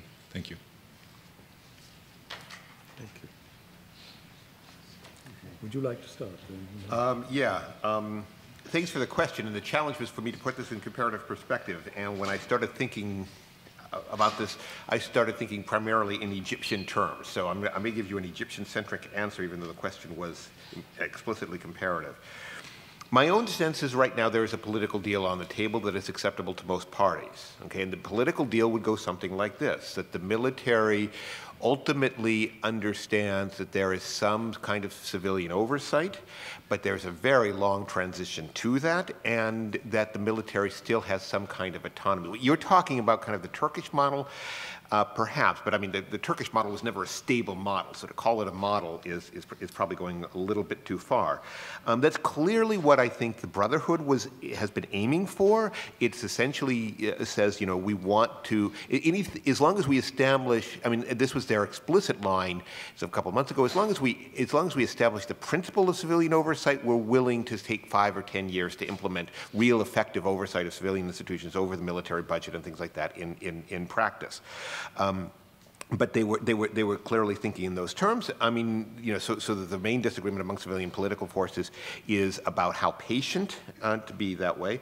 And my own sense, I mean, this is something that I think would be controversial in Egyptian terms, but my own sense is that this is a military that has a very strong sense of its own, I would guess, institutional interest, but also its own ethos, that it's there to kind of protect the nation, but they're not there to teach school kids and collect the trash. So in a sense, that deal is on the table.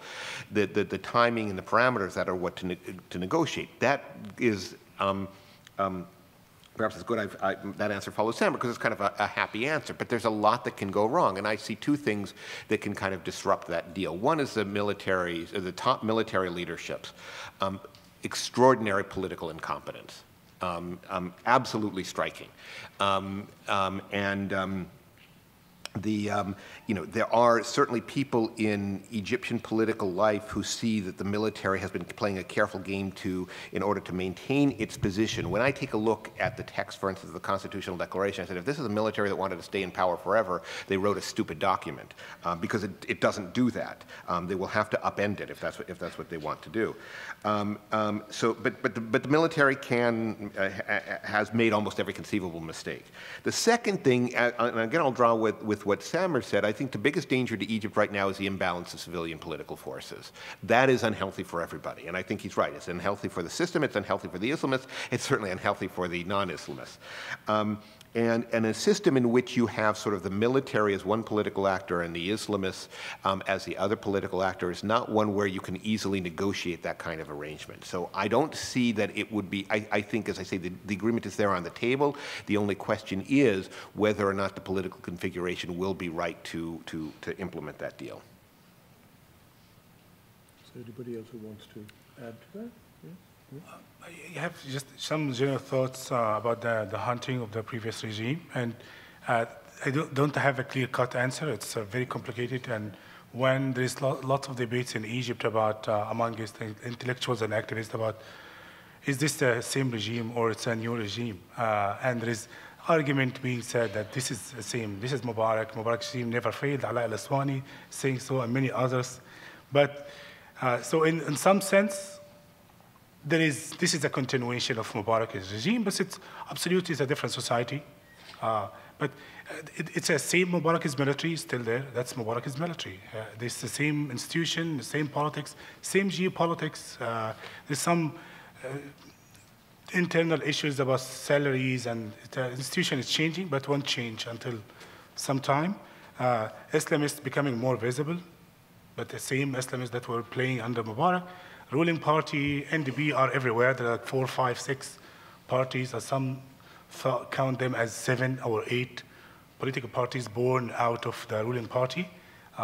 Some businessmen, friends of Ala and Gamal, or like Gamal's circle of Mubarak's family, still are intervening in politics, flooding money, and there is some reports or that they were involved in Port Said, the soccer game violence, that they were financing the militia.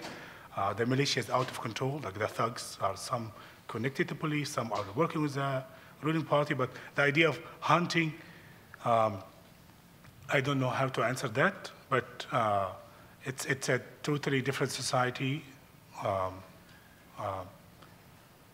It's a revolution. And one thing to add is actually, it's obvious in our discussion throughout the day, is it's not constitutional declaration and the Constitutional Assembly debates and duality of power does not reflect the situation. Revolution is a big political, historical process that shapes and impacts everything, especially if it's a big mass revolt like that. So it's, even Al-Azhar, there is lots of, as Professor Brown showed, so it's, there's totally different society. Nobody else. Yes, please, would you... Yes, by all means. Thank you very much. This is too bright here, I'm sorry. If you think I'm right. First of all, I would like to thank you very much for this presentation. In general, it is very enlightening and very important at this period especially. I have some few remarks and questions to you. I am an Iraqi citizen, by the way, and I would like to, first of all, my first remark is Egyptian in transition. I think we can make a small correction, or rather change. It is Arab in transition, Arab word in transition, Arab word in transition. First of all, because the revolution started not in Egypt, started somewhere else, you know, it's in Tunisia.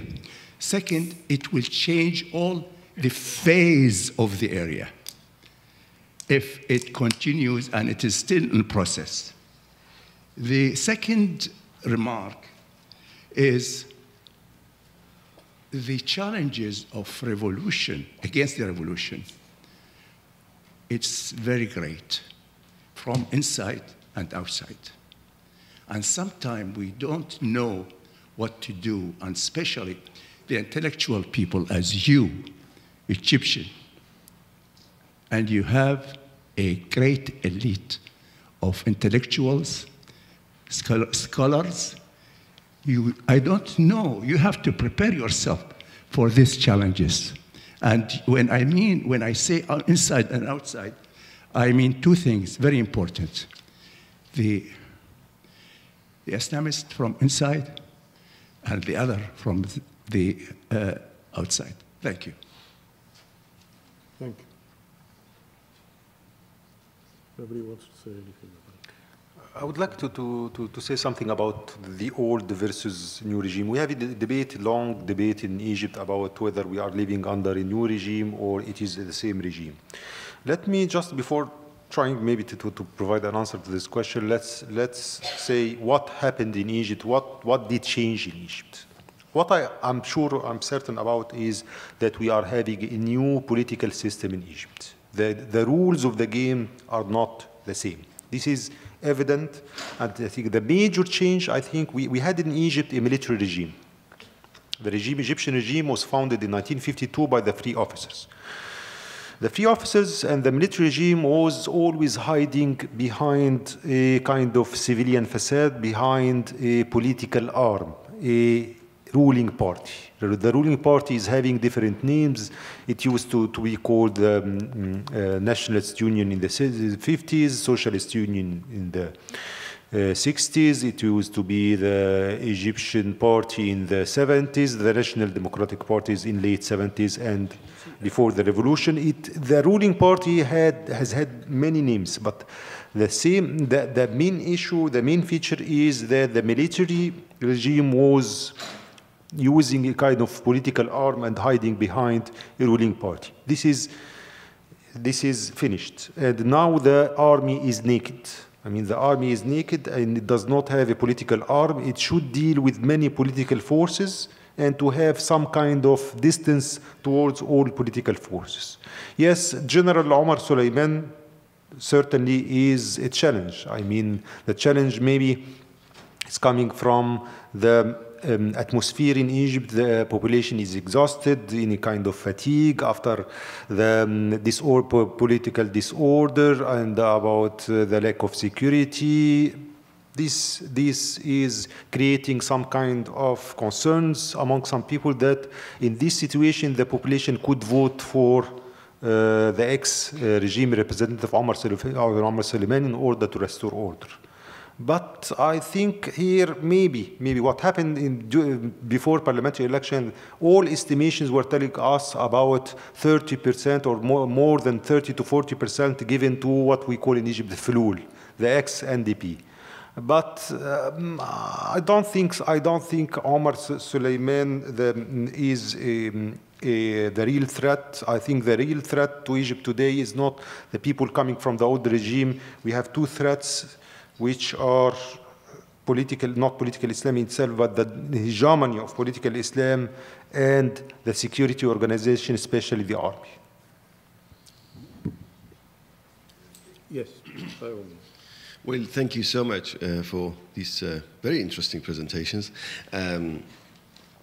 I also want to say something about Egypt's transition in transition. I'm not very happy about this title, and I think the issue about my unhappiness about this title is just, you know, I don't see much of transition happening, especially with regard to the kind of the rationality underlining the, you know, the old regime and the rationality or the possible rationalities that may be underlining the coming, whatever, the next regime. I don't see any essential difference. I mean, the issue about I'm not going to be too long. I'm going to be too short. I mean, this is my first remark. My second remark has to do with the international dimension of the what's happening in Egypt. I don't know. Actually, this is an open question for anybody who would volunteer to respond.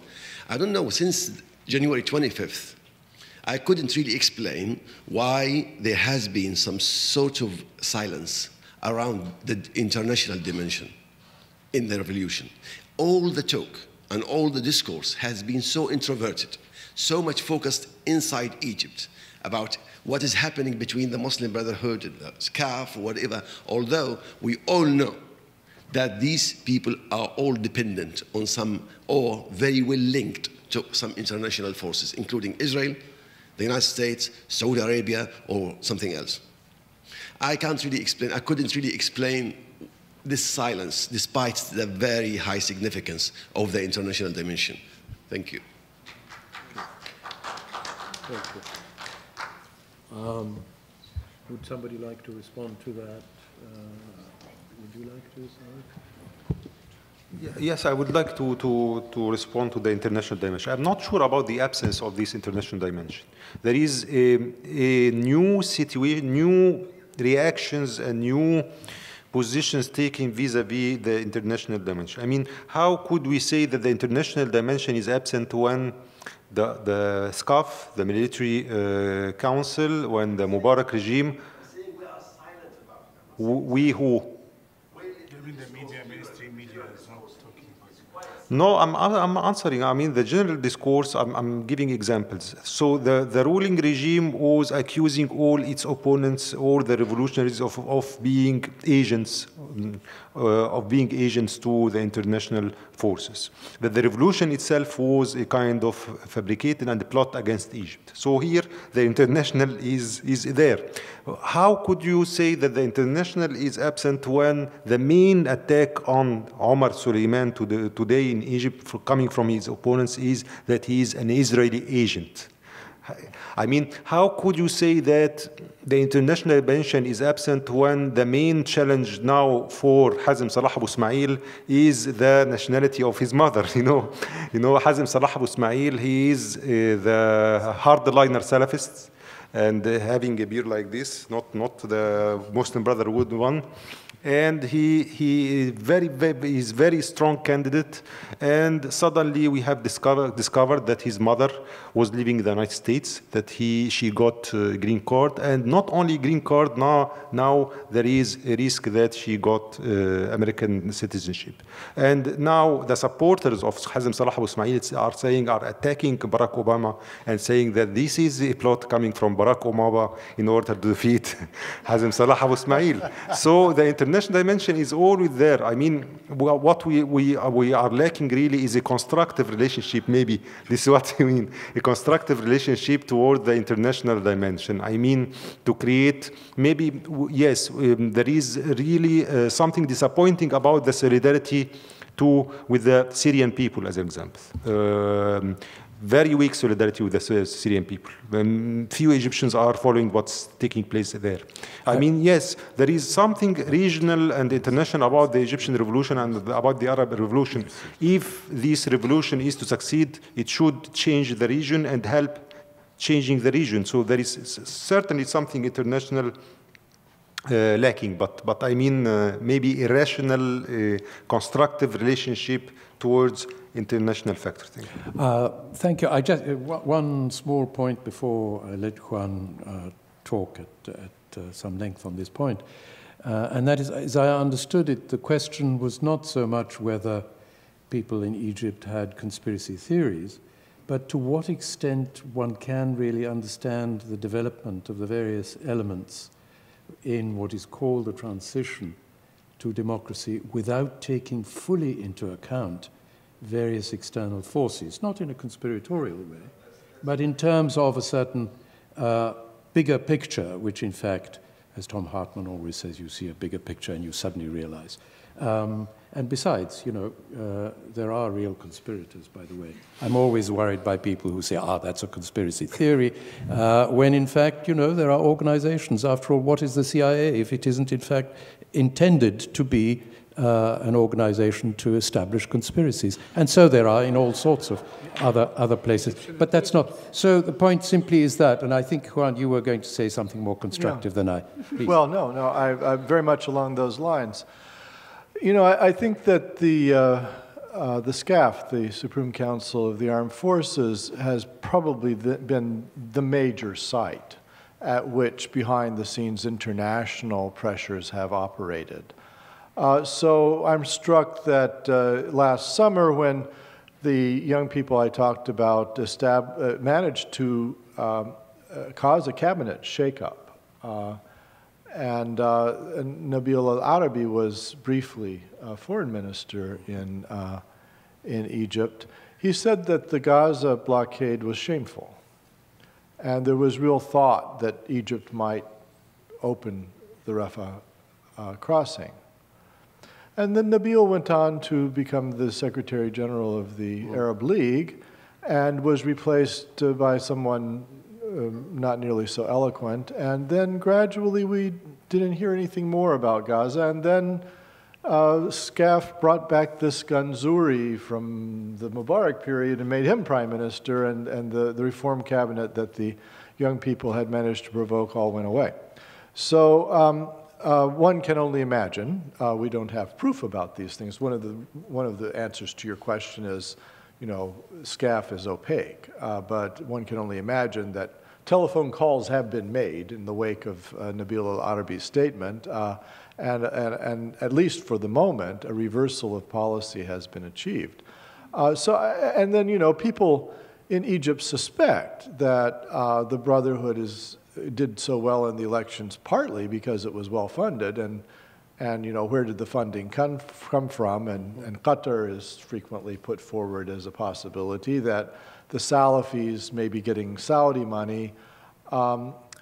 So I think the international dimension is there even in political politics. The problem is that these are rumors and suspicions, and we don't have any real evidence for them, and we need more WikiLeaks this time from the Egyptian side in order to get to the bottom of it. But the international dimension is there. On the other hand, one of the things that I think the Egyptian revolution demonstrates is that the old way of thinking, which is that the international forces control Egypt, is simply not true. If the international forces controlled Egypt, the United States, Israel, Saudi Arabia, all three wanted the Mubarak regime to stay there. And they would have put themselves out to keep it there if they possibly could. And they couldn't. So, you know, the obverse side of this question of international influence is that it's influence. It's not control, and it can be subverted by the people. And I think to the extent that a lot of the discourse in Egypt has now shifted to how can we Egyptians shape our own domestic policies rather than, you know, demonstrations on foreign policy issues, I think that actually probably is salutary. And I'm not saying that the revolutionaries don't care about foreign policy. They do, and I think there will be changes in Egyptian foreign policy. But they have avoided allowing themselves to be divided and distracted by foreign policy issues as they have pressed forward on the domestic ones. And I think that's actually a really positive change in Egyptian politics.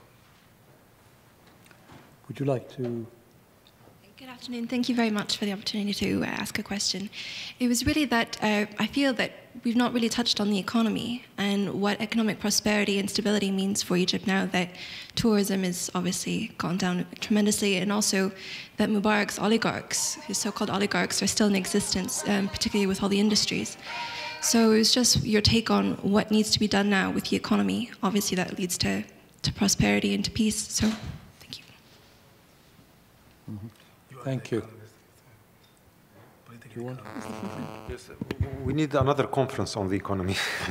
So this is a very big, very big question. But if I can just say something in 2 minutes, I think one of the major challenges for the Egyptian economy, for Egyptian development since a long time ago is a political issue. I think the main economic challenge for Egypt was its state. I mean, there is, I think, almost consensus in development theory today that in order to have economic development, you need a certain type of state. You need, we are not talking about the necessarily some form of state, but an effective state, even minimal state, maximal state, whatever. But you need state spending on education, on infrastructure, and etc. So I think there is a good opportunity in the coming years to reform the state. I mean, the main problem of the Egyptian state under Mubarak was it was controlled by a ruling regime that does not have a wide social basis. I mean, the regime was based on a very small and very few individuals. It was not popular. So the main constituency of the regime was the bureaucracy itself. So the opportunity in the coming years now in Egypt is that if we are having a popular regime, a new elected president here, there is an opportunity to work on the state and to reform the state. Once the state is reformed, I think this could help economic development.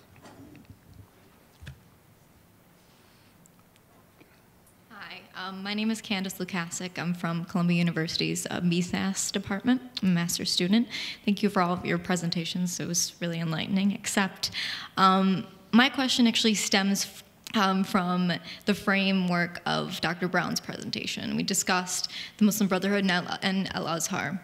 And I would like to discuss the Coptic Church's role and the Coptic communities of Egypt. Because I think that what is missing, I think, from the mainstream discourse is actually what is happening to the Coptic communities after the passing of Pope Shenouda, and what is exactly going to happen inside of the Coptic Church after the revolution, considering the fact that the Coptic Church was complacent with a lot of the things that were going on in the regime, and are still complacent with the military rule of SCAF. So, thank you. So that's another thing we didn't talk about. Quite right. I can't answer the question, but I can second the question. I mean, I think it's a fascinating one. It's one that I've tried to ask about and haven't found anybody who can answer. So if anybody in this panel can, I'd love to hear it. My own sense is that there is a real kind of sea change within the Coptic community, the kind of internal changes that I talked about going on within Al-Azhar are going on within the Coptic community. And you even said something like, what's going on within the Coptic Church? At this point, my impression is that church politics are no longer Christian or Coptic politics in Egypt. There's an awful lot of lay involvement in a form that didn't exist before. So I'd love if anybody here can. I have something very quick. Go ahead. No, okay. Just a general comment is also I can't give any comprehensive answer, and it's the same change. Like things changed radically, and one just indicator about that. And actually, before the revolution, like people they joined the revolution despite church, the Pope, late Pope, warning to join, like similar to any other. That's one thing, and also during and after the Maspero attacks. Before the revolution, people protested I went out against their church, the institution, to protest the burning, the explosions at Alexandria in early year, just a few days before the revolution. And then it happened again in Maspero, and there is some different organizations. Like there's some 2, 3 actually named after martyrs, like Mina Dalian, who was activist, a Coptic activist, leftist oriented, or who was killed in Maspero. One of those armored vehicles ran over him. So there is a movement called the Mina Daniel movement. There is a Ittihad Shabab Maspero. It's like the Maspero Alliance, and it's not actually Ittihad Maspero is like progressive Coptic youth. But Mina Daniel movement is compromising both Christians and Muslims. And there is just last week, there was an invitation I got from the web about Michael Mossad, who is also a human rights activist, who was a Coptic activist, who was also killed during the Maspero attack. So it's, in other words, changing happening. The Coptic Church is no longer the same, but one general idea, we know that Mubarak preferred a patriarchal state, he preferred the Shenouda politics, they preferred to contain them, the same old politics. Youth refusing this, and there is lots of tensions and anxiety and progress and things going on. It's not. There's probably people were worried, general public who are apolitical, Coptic communities who are apolitical, they had some worries after passing the Pope passed away about the future. We don't have, but this actually, it's also the generational, like its anxiety is legitimate, but you can't contain them. It's lots of things, similar to what's happening in the Al-Azhar, I would say. But Sam, okay, yes, just a small comment. Yes, I think one of the unintended outcomes of the July regime founded by Gamal Abdel Nasser was to transform the Coptic community from a religious community to a political community. And since we are talking about religious community turned to be a political community, so it's normal to have a kind of political leadership. So Pope Shenouda was the political leader of the Copts during the last decades. I think this is finished. Exactly as the Mubarak regime collapsed, I think the regime, the church regime, old regime, is in a phase of transition, and certainly the leadership, the new leadership of the Coptic Church will be influential. It will have some say in the Coptic community, but I think gone are the days when the church was the sole or the only major political representative of the Copts.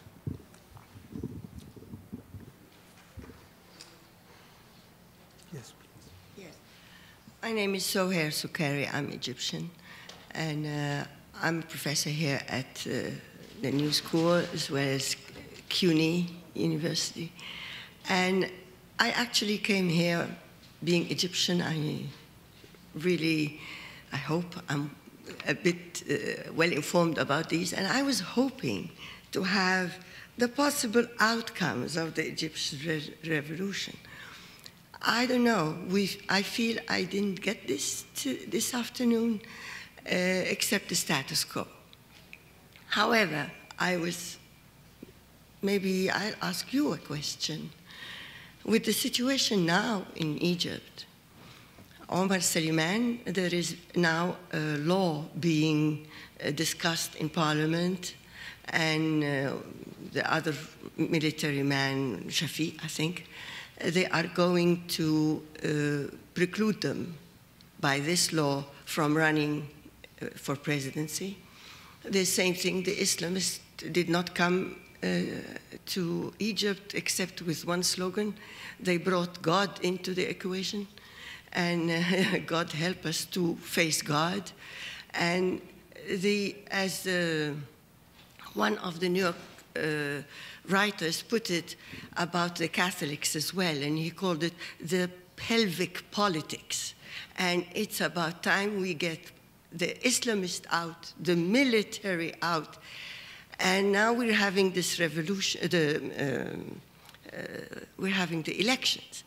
The elections, we're having a law that says that Article 28, you cannot ever go against it.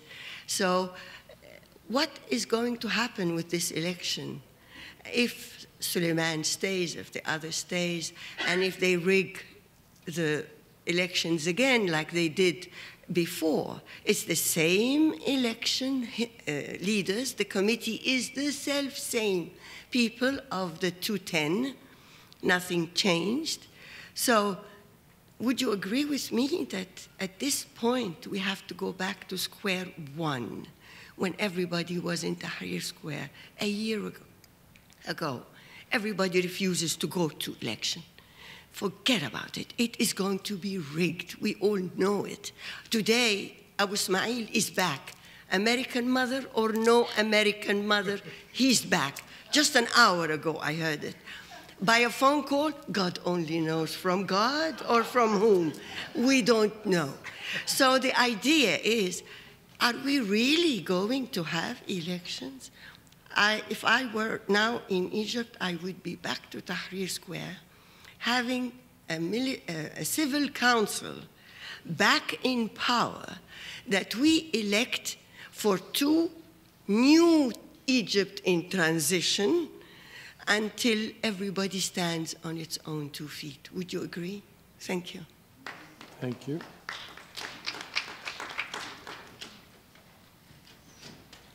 Thank you. Did you want to say something, or are you just sitting on the chair there?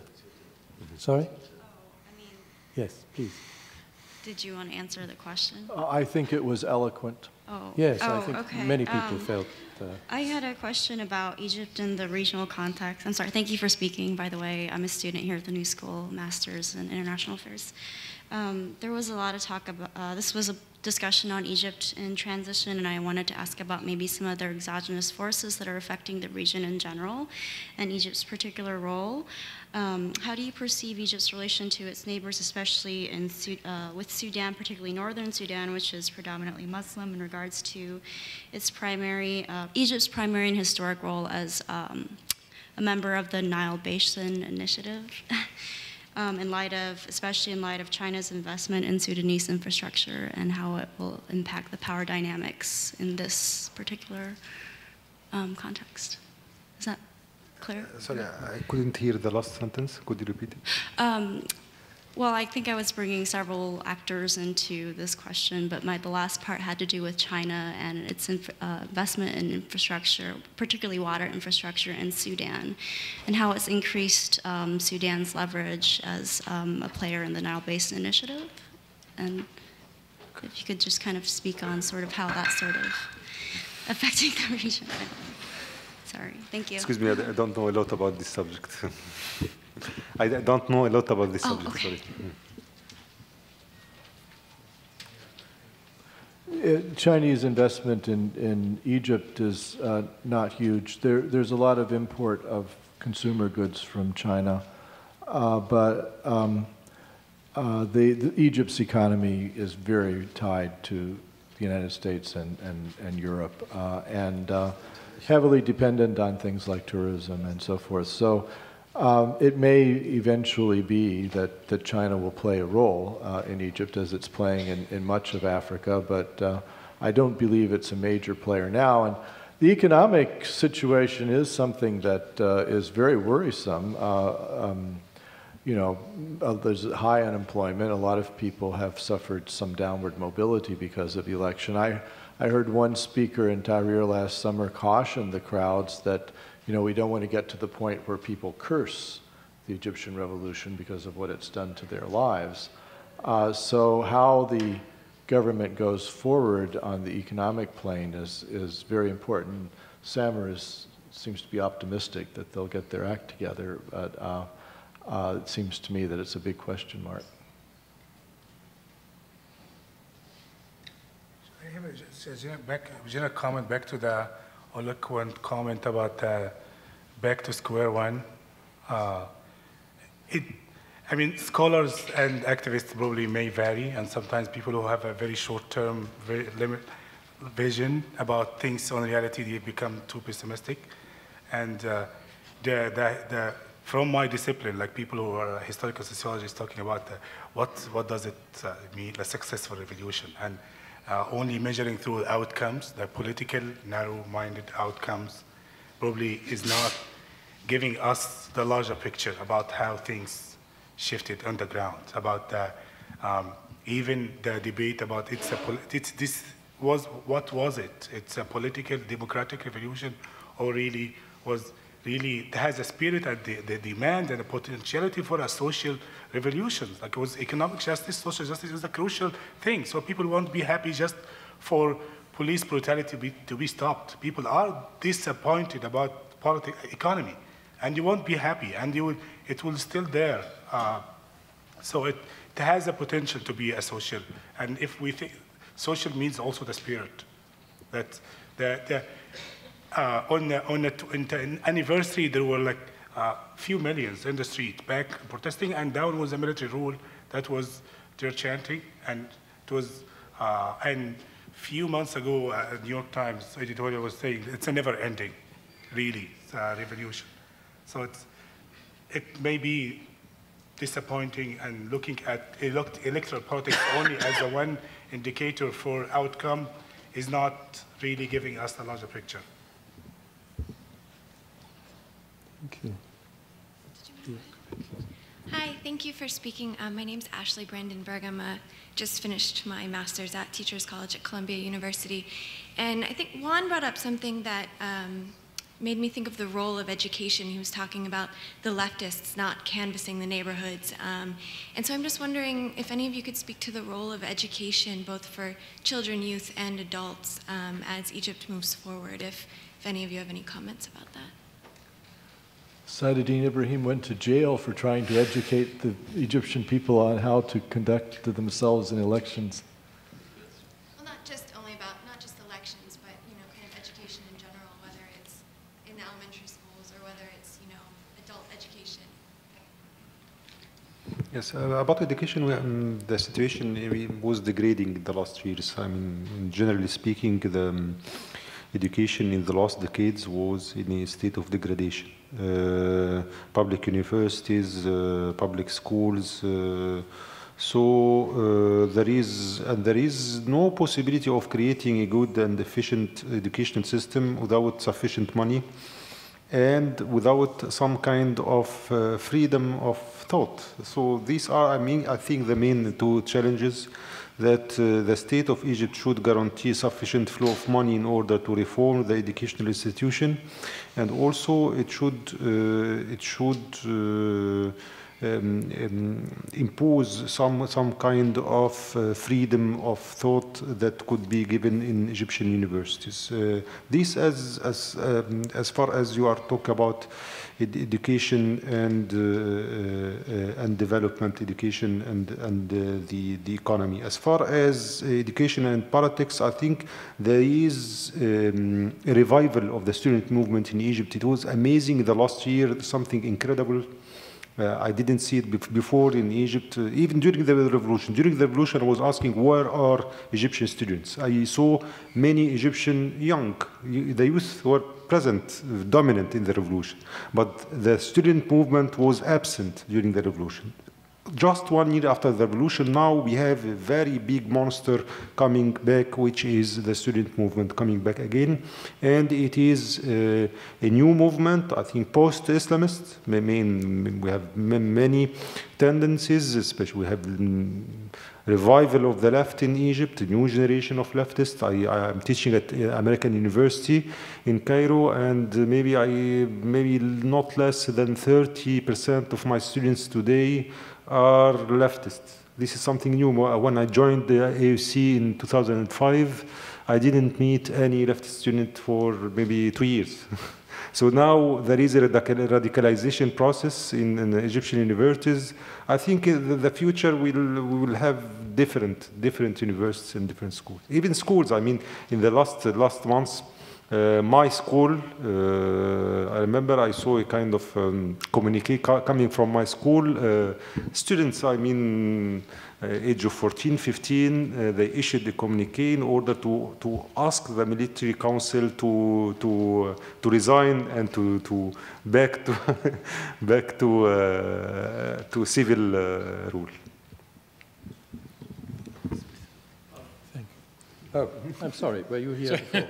Yeah. Well, you may have been before me. Yes, perhaps if you would like to, because he has spoken once. We talked a little bit about the economy and the need to restore economic fairness in Egypt, and I wanted to ask our panelists, especially the two Egyptians on the panel, about the spate of prosecutions that have gone on over the last year since the uprising, from Mubarak on down, through ministers and investigations of many members of the private sector for cronyism and unfairness and corruption. Is it your sense that the prosecutors got the right set of people? Did they go too far and persecute? Did they not go far enough? And who are these prosecutors? Are they politically driven? Are they independent? Talk a little bit about there's a huge number of people who have been either investigated, had travel bans, in jail, been indicted, things like that. Would you talk a little bit about that group of people, both the prosecutors and those who have been investigated? Thanks.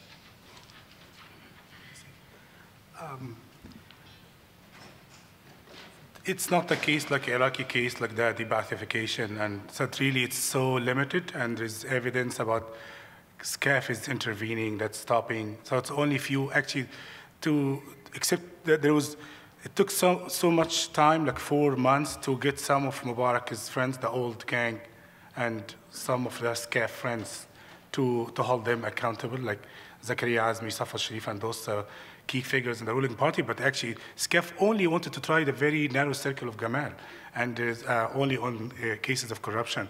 And one thing that I touched upon in my longer paper is that SCAF issued a decree to reconcile with in corruption cases. So if they return the money with the market price that 15 years ago or something. So there is evidence about them wanting to stop and not to expose corruption. As for prosecutors, and Professor Brown can add about that, the judiciary, but judiciary is not a homogeneous body. There is strong movement pro-independence, and it's kind of being marginalized, and they started to get a focal voice, and they want to endorse that, but there is evidence, like many things about them being pressured, or like some of there is tons of technicalities, like lawyers and judges or experts know about how to get the right cases to the right prosecutor. So there's some things are messy, but some cases went to corrupt prosecutors or like people who are most likely to not to are not willing to expose and things further, and the evidence being destroyed, not just in the corruption, financial issues, but also in the criminal, with tons, and Joe in the earlier panel about how really tons of forensic medicines and reports are being fabricated, not just systematically, like the SCAF crimes. It's one of the hardest challenges for human rights.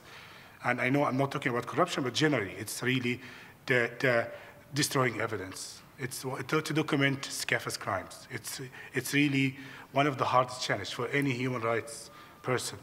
So the famous case, the NGOs, which is not necessarily corruption, but it's like if there is some rule of law, there will be fairness, like there is no intervention, but there is evidence about intervening in, like the pressure on the judges to lift the ban, and it was entirely seemed to be orchestrated case, or like going after NGOs. There is many politics involved, but there is the prosecutor, two prosecutors who first were chosen to investigate this were former state security prosecutors who are corrupt, simply. So they will say whatever the Minister of Justice and the government want to say about the cases. So the NGOs started with a wrong choice or something like that. But if you want to.